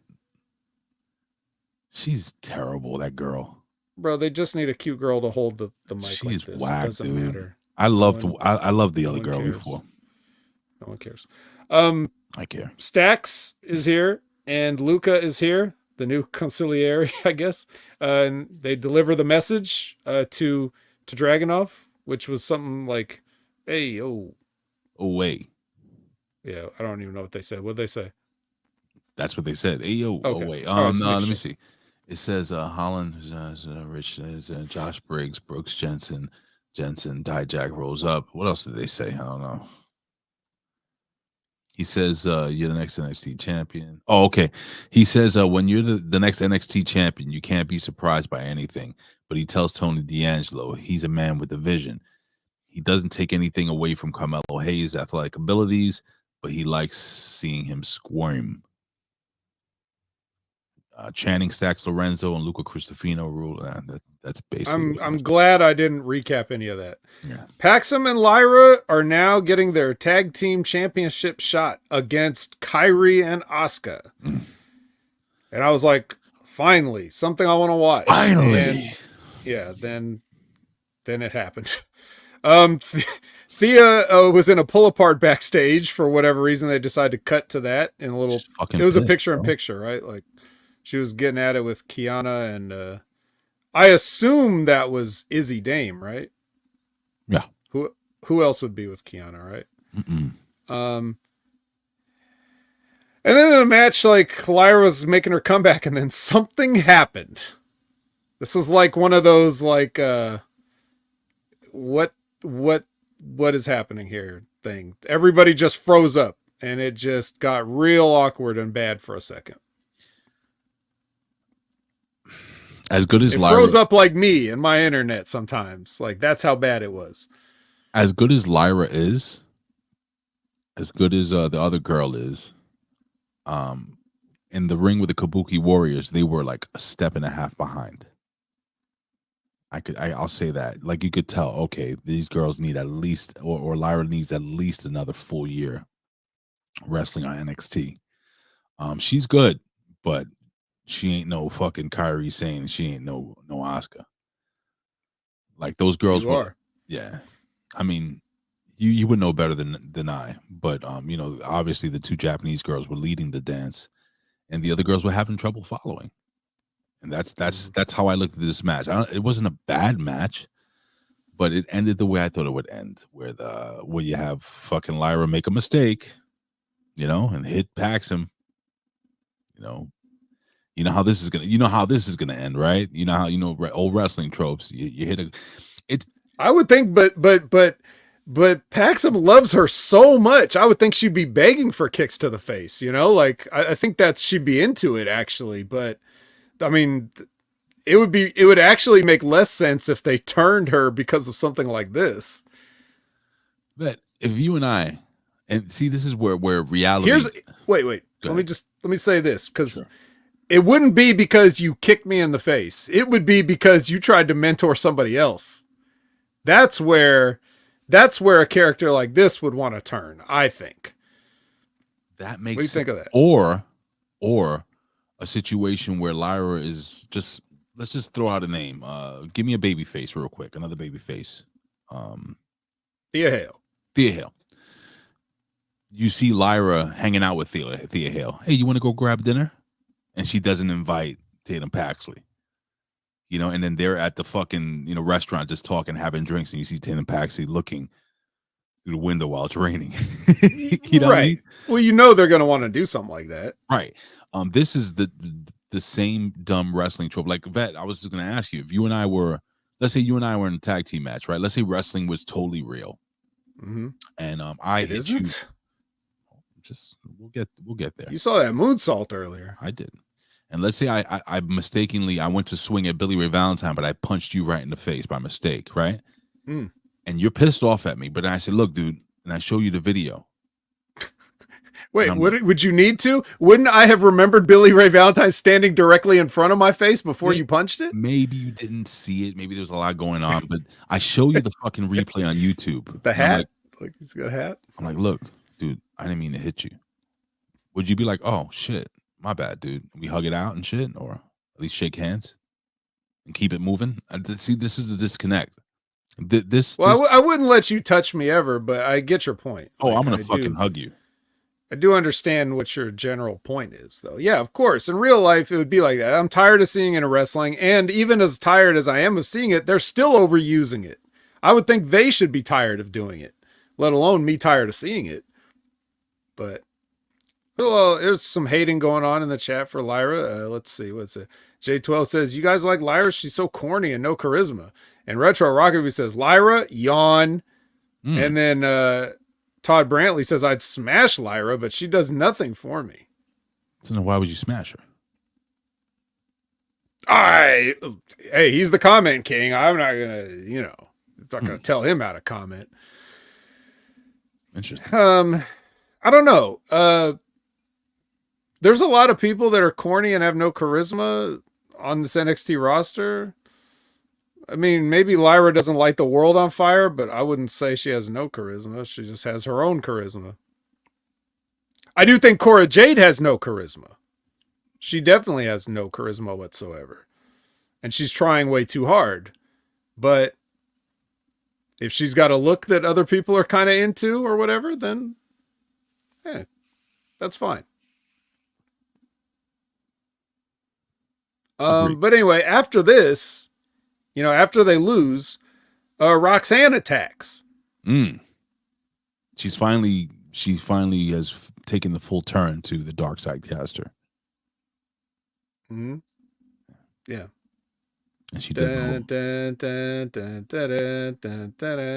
she breaks the arm of Lyra. Breaks it just nasty. And she can do it. She's a prodigy. She knows exactly how arms break. I'm shocked Booker T didn't get up from the announced position, try to talk sense into her or something like that. I would have added, I think, to the situation. Maybe he did. Maybe I didn't see it. What are you looking at? I'm just reading more chat about Cora and how I have no taste, and I'm not gonna sit here and take that from you, Retro Rocket Review. Okay, Cora Jade. But yeah, so and Medium 5 says Cora don't need charisma much with a rack like she has. Yeah, purchased? Is that what you mean? That's a purchased rack. Yeah, her tits are off the rack. Yeah. Huh? No, they're custom. They're actually custom tailored. Anyway. Yeah. So but yeah, so did you find it weird that they had that Shotzi's knee exploded and she just walked out, and then and they broke her arm and she had to get stretchered. They had to stretcher Lyra and put her in the ambulance for her arm. Yeah, bro. You ever had a broken arm, brother? Yes. Oh. I tried to sleep it off. Well, this is what happened. I had a broken hand.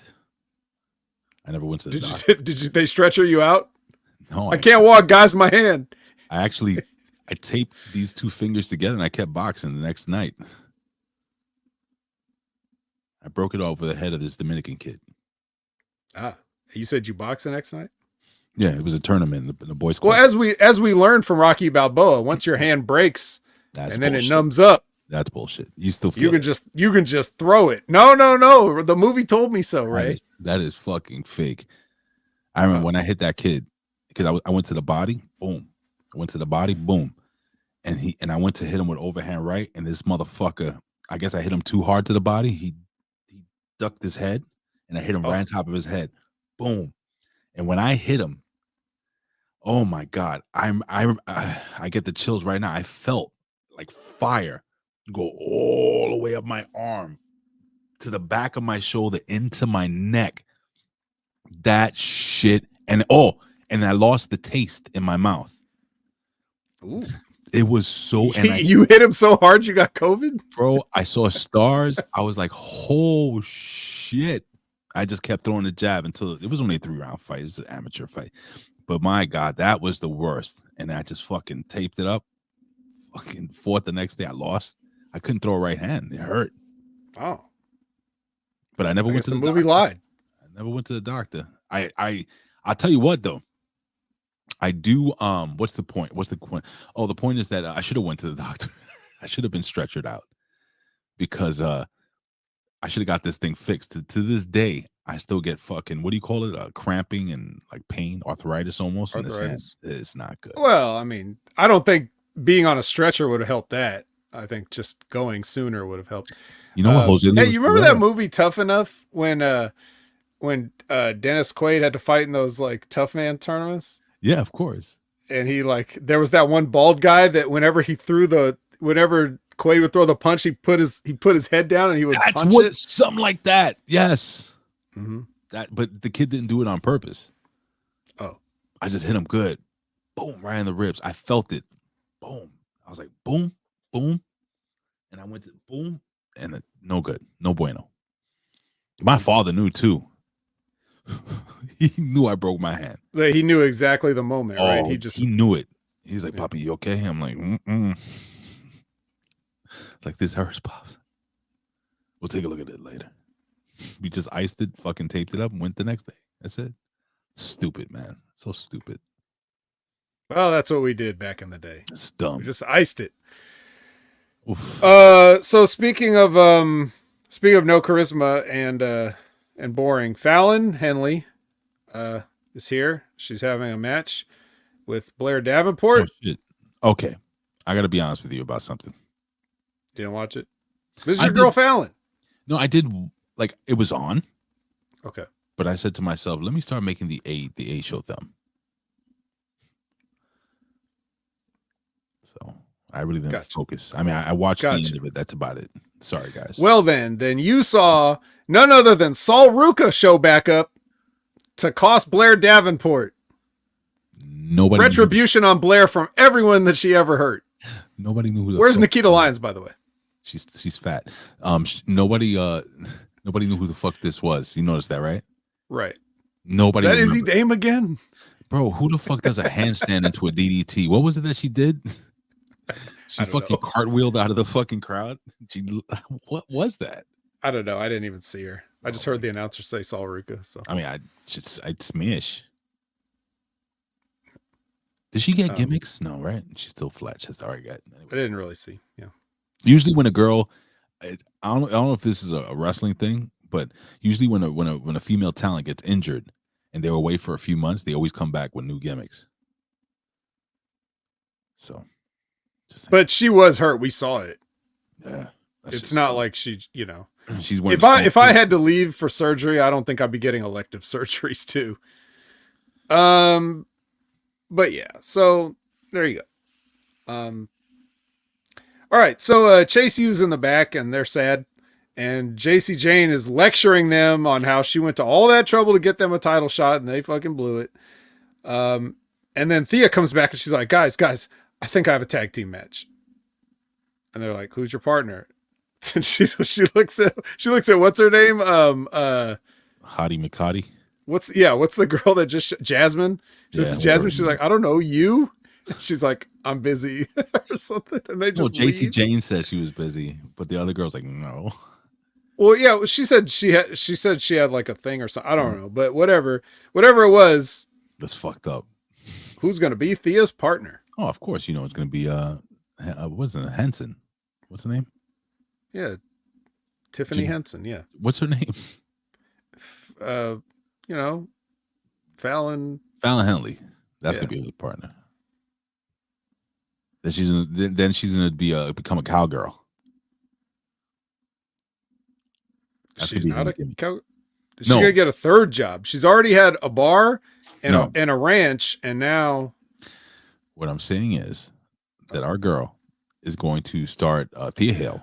Oh, Thea Hale It's going to start wearing plaids and cowboy boots and a cowboy hat. And that'll be pretty hot, actually. That's going to be her new gimmick. You'll see. You'll see. All right. Okay. The catch crew is like dusting off the cup. And then we get Ava is having a meeting with Gigi here. Mm-hmm. The, Toshiaki Kawada inspired Gigi Dolan. Hey. And then Ariana Grace comes in and they actually make reference to what I complained about last time about, how she's like, why do we have to do this? And Gigi's like, we're literally all we do is fight. So that's our job. And Grace was like, she said she would agree to the match on one condition. What was the condition, right? As he consults the notes.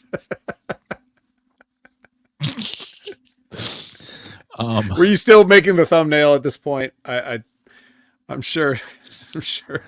When Grace chides with a potty mouth, decides she'll take the match as long as the win means she gets to take Dolan and bring her out, her true inner beauty out. Oh, it's like a makeover deal, or I gotta see this.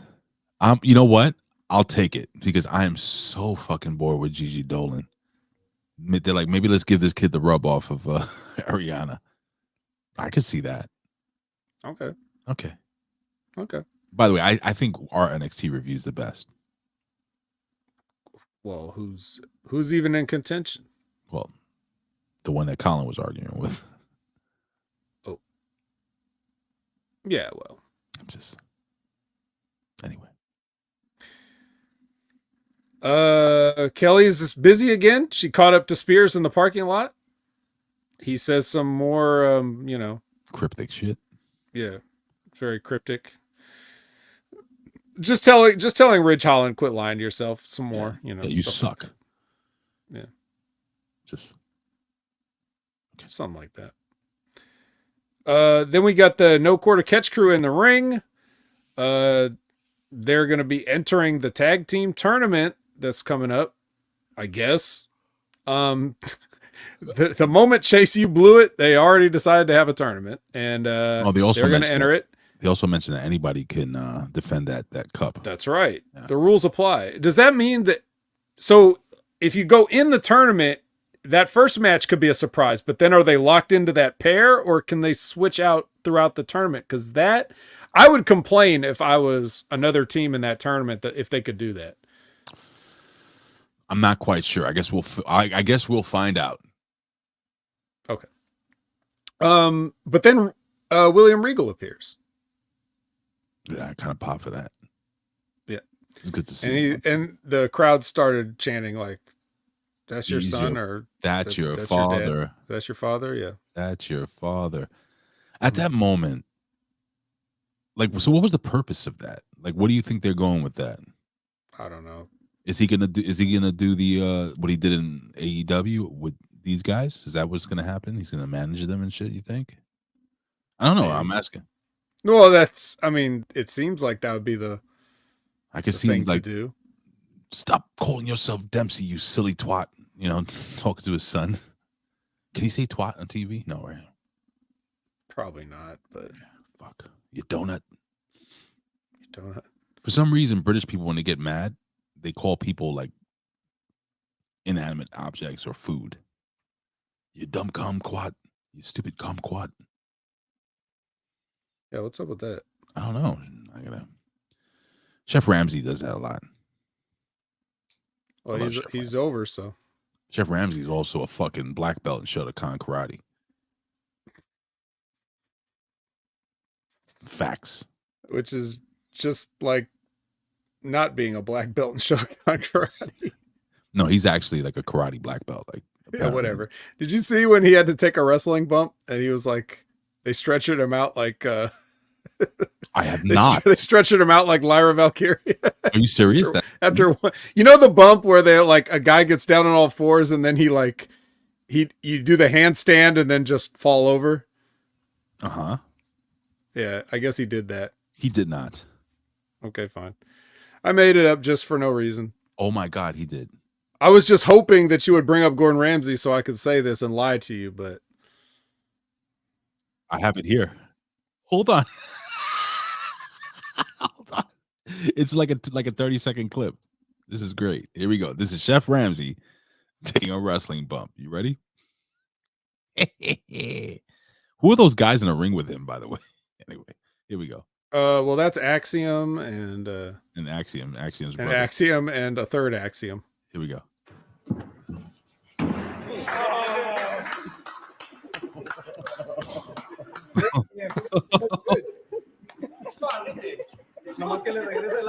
Are you okay? It's fun, right? Oh my Yeah, it's great fun. That's great. Thank you, Vet. I gotta find that full segment. I'm gonna watch. So that you can shit. imagine what's if he told somebody he was a black belt in Shotokan karate. You can imagine what the guy, whatever that guy does to him next, would probably be a lot worse than that. Metaphors in the lounge, and Noam Dar is catatonic until Lash Legend decides to cheer him up, and then he's cheered up and he is back to normal. Yeah, I would have been totally cheered up if she, you know how I feel. Yeah, I know how you feel. Where's Jakara? Who cares? Really? Who Yeah. cares, huh? Yeah, I'm more of a, Lash Legend type guy. She probably broke her arm again. Who the fuck cares? She never broke her arm in the first place. Oh, did she hurt herself? Jakara Jackson. Ray doesn't know who anybody is. No, she did. She broke her arm. She had Jakara Jackson. When? She had her arm in a sling for some time. You don't remember? Am I wrong, chat? Oh God. 3 axioms. Oh. So Tony and Mello walk to the ring, but before we get that match, it's going to be Robert Stone and Von Wagner, where Robert Stone is definitely doing this is one of those AEW storylines that they like to recycle where they just got to do it on their own, And Sure. actually, we've seen that a lot from, Carmelo and Trick recently. I got to do it on my own. I got to do it on my own. I got to do it on my own. People got to do things on their own. Yeah, Jakara Jackson did have her arm in a sling. I don't know. You're going to believe him? But I know, I remember her. She was supposed to be part of a tournament or wrestle, but she couldn't because her arm was in a fucking sling. This was her first match was only like 2 weeks ago or something like that, and quite some time because of her injury. Bro, I'm not racist. It's not like just because she's black, I'm mixing her with another black wrestler. Okay. I'm just saying. All right. All right. Tony D'Angelo versus Carmelo Hayes for the #1 contendership. Solid match. Not a solid match between the two boys. Still making that thumbnail, huh? No, I watched the match. I liked the match. I thought it was good. Tony D'Angelo was he's wrestling wearing his tracksuit. He's in his tracksuit, I know. But it's a more serious Tony D'Angelo. A new theme song, Tony D'Angelo. How'd you feel about the new theme song? No more. It's all about the family. Goes better with a new outfit. Sorry, I just dropped something. I gotta say, when it comes to the finish, I mean, I didn't think it was gonna. Honestly, I was praying to God. I said, "Oh Lord, please don't let this fucking guy Carmelo Hayes win again. I don't want to see him in the main event of this. I'm so tired of this guy." But hey, listen, business was done. I think it was good business because you had Tony D'Angelo who wins. He uses the Trick Williams theme song to distract the guy, hits him with the fucking Fisherman's Buster, finishes him off 1, 2, 3. And then we get like a little bit of a payoff where we have Trick Williams coming into the ring. A little overhyped, missing a lot of his spots. He's like jump kicking, like Carmelo Hayes is selling before he gets hit. It was a very sloppy finish to the show. I will say that. But the fans were going fucking crazy. I don't think anybody gave a fuck, to be honest with you. But I do like Tony D'Angelo versus Dragunov. And it's the evolution of his character, like you said. Now he's got to cut off the fucking ponytail, Vet. I'll keep the tracksuit. Listen, No, I don't like tracksuits. Liz, I know I got you, but even Tony Soprano, he wore tracksuits. I know, but Paulie Walnuts, he wore the tracksuits. What do you mean, dude? What do you mean? I know, but hey, come on, that's one thing. If you're doing a show that's supposed to be somewhat realistic, but in professional wrestling, if you're gonna make a change, you have to like evolve forward. You have to like leave something behind. I think, unless it's just one of those things where you do something different every week, like how Rey Mysterio would have this different superhero gear every time, or things like that is one thing, but it's time for a whole new Tony D'Angelo. Like you change the music, now you got to change the hair, you got to change the gear, you got to change the whole presentation. You can't, you're not showing any growth if you just keep wearing the same schlub ass tracksuit. Tracksuits are for schlubs. By the way, big shout out to Aaron Ben Shlomo, who sent me the information so I can watch that full episode of Gordon Ramsay at Mexican Wrestling School. Can't wait. Excited. Okay. So you see what I'm saying? Like, yeah. I think that it's because it's just a visual presentation. If you see him wearing different stuff, then you're like, okay, this is a new Tony D'Angelo. If he's just a schlub in a tracksuit and a wife beater still, then it's just him telling you he's new while not showing you that he's new. No, the music, no one cares. Like, so maybe no one's going to care. Maybe it's a slow trickle, like a slow, they just added a new member. He's got a new theme song. They added the girl a couple of weeks ago. He's now decided to step it up and go for the world heavyweight title. Like, well, the moment he made that declaration, that's like, I am the Don of NXT. Like, he's always calling himself that, but then he said, it's time for me to be the Don of it. Like as if he was, again, like what I just said. He's calling himself the Don, but is he the Don? Okay, now I'm going to act like the Don. And I think that should come with a whole new package. Brand new package. Everything. He should shave differently. He should have the hair cut. He should have the suit with the pinstripes or whatever gangster thing he wants to go with, but it should look expensive. Well, it shouldn't look like, and I know tracksuits can be very, very expensive. Don't get me wrong. I know that you can pay more for a designer tracksuit than you can for a legitimate, 3-piece suit. But, my vision is Michael Clark Duncan Kingpin from Daredevil movie, 2003. That's what Tony D'Angelo should look like and fight like. So here's something that you just brought up. I don't know if you know, but it's frowned upon for mafiosos, especially a boss or somebody in the high ranking, to have a beard or a mustache. I don't know if you ever noticed. Most people that are affiliated with La Cosa Nostra, it's clean. She's like the New York Yankees, how they have to be clean shaven. It's the same thing. Yeah, dress code. Yeah, and people forget about that, like the ponytail and shit. That's why it's not. It has to be an overhaul, and I agree with you 1,000%. It has to be an overhaul of the character. Yeah. So what are you wrestling? I'm just like, if not, like I said, if it would be like this. You wear the suit. You wear the suit pants instead of the track pants. No, and then you can still have the wife beater, but now you got to have like the suspenders on. Okay, like all right. You see what I mean? Yeah. Okay, all right. No, I like that. Yeah, that works. Like I said, Michael Clark Duncan, Kingpin, 2003. Okay, can you guys all tweet this out to NXT?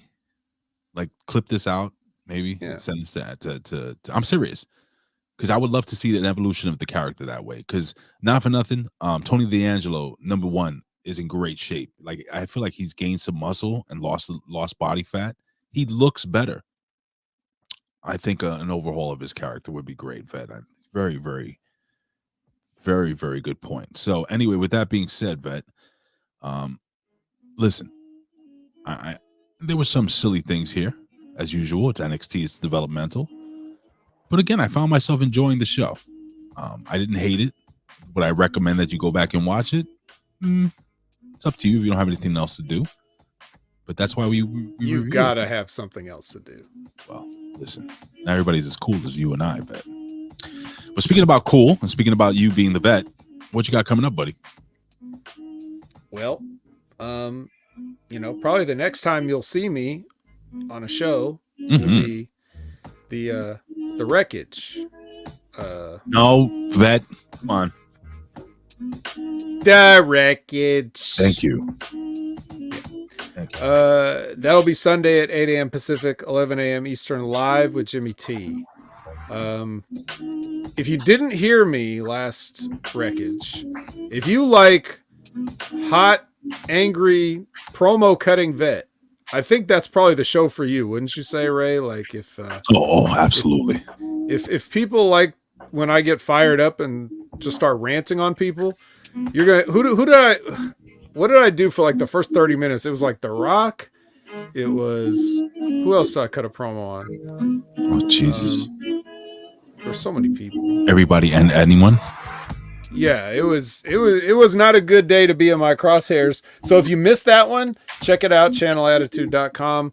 Catch that replay and then see if I calm down any this Sunday. And then, of course, the Impact Attack every Monday at 6:30 p.m. Pacific, 9:30 p.m. Eastern. If you want to hear me talk about Impact, which you definitely do, you just don't know it yet. So tune into that. Hear me break that stuff down. My internet has behaved today, so hopefully that is a good sign of things going forward. I apologize for any sort of inconvenience that may have caused as far as production. It was almost perfect today, by the way. Just a slight little hiccup, like a robot, but not just once. And it was for a short period of time today. So good stuff. Good stuff, Optimum. What is it? What do you use?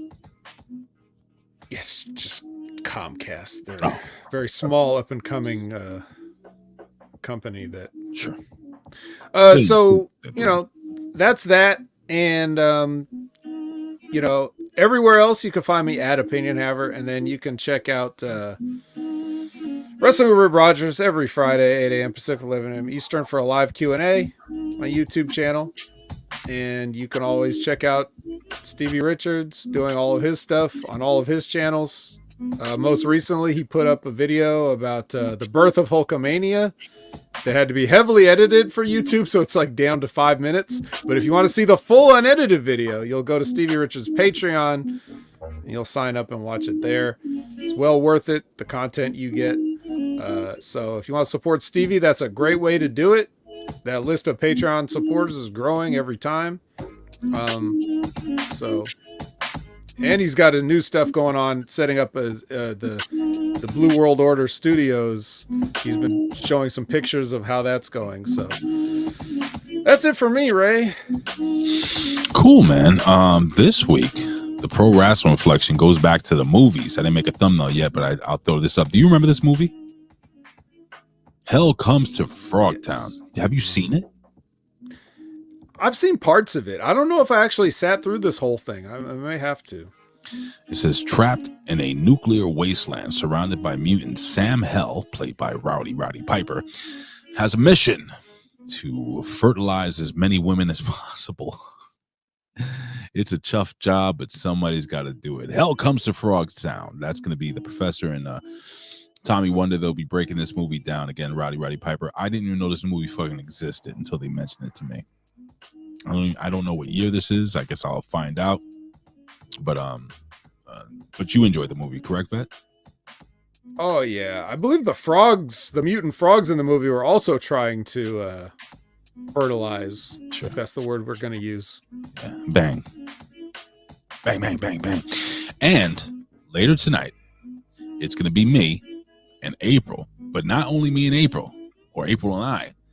Richard Bronson Vickery will be joining RBV, the real RBV, will be joining the A Show.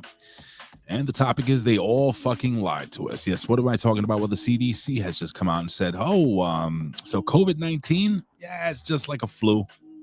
Don't worry about it. You don't even have to, what's the word when you had to stay home and stay away from people? What was it again? Quarantine. You don't have to quarantine. You never had to. Oh, it's funny. Masks don't work. So what? They sound like me 4 years ago. Basically, they just retracted everything. They shut. You know what? I'm not going to go into a diatribe. Yeah, better not do it here. because they'll still shut you down, They even will. though they've already admitted it. So let's not get shut down. Hey, we made it through. We made it through YouTube on HMG also. We did, but I'll say this: the reason why RBV is coming on is because RBV, as you know, RBV Fitness eats out. RBV eats out. He's a kind of a foodie, food expert, I would say. Well, he is, and we're going to discuss the new price congestion food. What is it? Fast food price congestion. You know what that is? I think you're saying whatever you mean to say wrong. No, it's fast food price congestion. That's exactly what it's called. Do you know what that is? Okay, go ahead. So basically, let's say you go to lunch at 12 in the afternoon, right? 12 o'clock is a very busy time, let's say at McDonald's or Wendy's, right? So what happens is if you go between the hours of 12 and let's say 2, your cheeseburger is going to cost, let's say, 50 cents more. Opposed to going, let's say, at fucking 9 o'clock at night when nobody's there. So surge pricing. What did I say? Congestion. You were probably still thinking about the CDC. No, it's also congestion pricing because that's what they're doing here in New York City. They're trying to. So when you have a cough, like when you're backed up, you got that phlegm, they charge you more, what? is what you're saying? You know what, you son of a bitch. You know what I'm talking about. I'm just making sure. Well, because you're always coughing and sick, so you always have to pay more for food now. That's what this means for you, right? Jerome's in the house. Yes. Wendy's doing this. Yes, Wendy's is doing this now. So if you want your Baconator, it's going to cost you a couple of extra dollars. But we're going to be talking about that. I'm going to be talking about also the effects of a lot of these delivery workers now making $30 an hour, and they're all fucking pissed and sad because guess what? Yeah, you wanted the big raise, but now nobody is willing to fucking order food out because you have to, you get now all these extra surcharges. People are forced to tip. I don't know if you know that. They won't deliver to you unless you tip first now, or if you don't tip, you're bumped down, so you have to wait longer for your food. It's all a fucking mess, ladies and gentlemen. But you know what? As I always say, you get what you voted for. Everything sucks now. So we'll talk about this and more on the A Show tonight at 7 p.m. Eastern Standard Time. Head over to April Hunter on YouTube, not the A Show. Go to YouTube, April Hunter, and on Twitch, it's the A Show. And that's it, man. I'll be looking forward to seeing you guys tonight. It's gonna be a ton of fun. Next week, I just want to let you guys know I will be doing this show. I'm not going to miss it, but Thursday I'm out with me and my wife going to Florida for a couple of days. It's my birthday, so we're going to hang out there and, but I will not miss this show at all. But we will not have an A Show next week, so we may be going a little longer tonight because I think April's also traveling, so that's going to be impossible. But I'll see you guys. Put an A Show in the can. I might throw up an old school A Show. I'm thinking about doing the St. Patrick's Day A Show with when Colin was hosting and what was it, Colin? What the fuck's her name? The vampire girl. Jesus Christ. Shelly Martinez and April Hunter. So man, no one wants to hear that shit. Record new content. So it'll just be me farting in the mic. Anyway, ladies and gentlemen, that's it. I'm out of here. I'm gonna go produce this thing, and then I'll see you guys in the next 6 hours or so. Vet, you want to say goodbye? Goodbye, everyone. Good night, guys. Yeet. Yeet. Yowie wowie. Yes, boy. Yeah. I'm hurt and I'm old and I'm fucking tired and I work with fucking children. Tell me when I'm telling lies. This is the Hustler Rip Rogers. Yeah, it's fucking me. Yeah, and listen to the fucking Hameen Media Group. That's Ben Hameen Media Group from Rip Rogers. Go get him and go fuck yourself.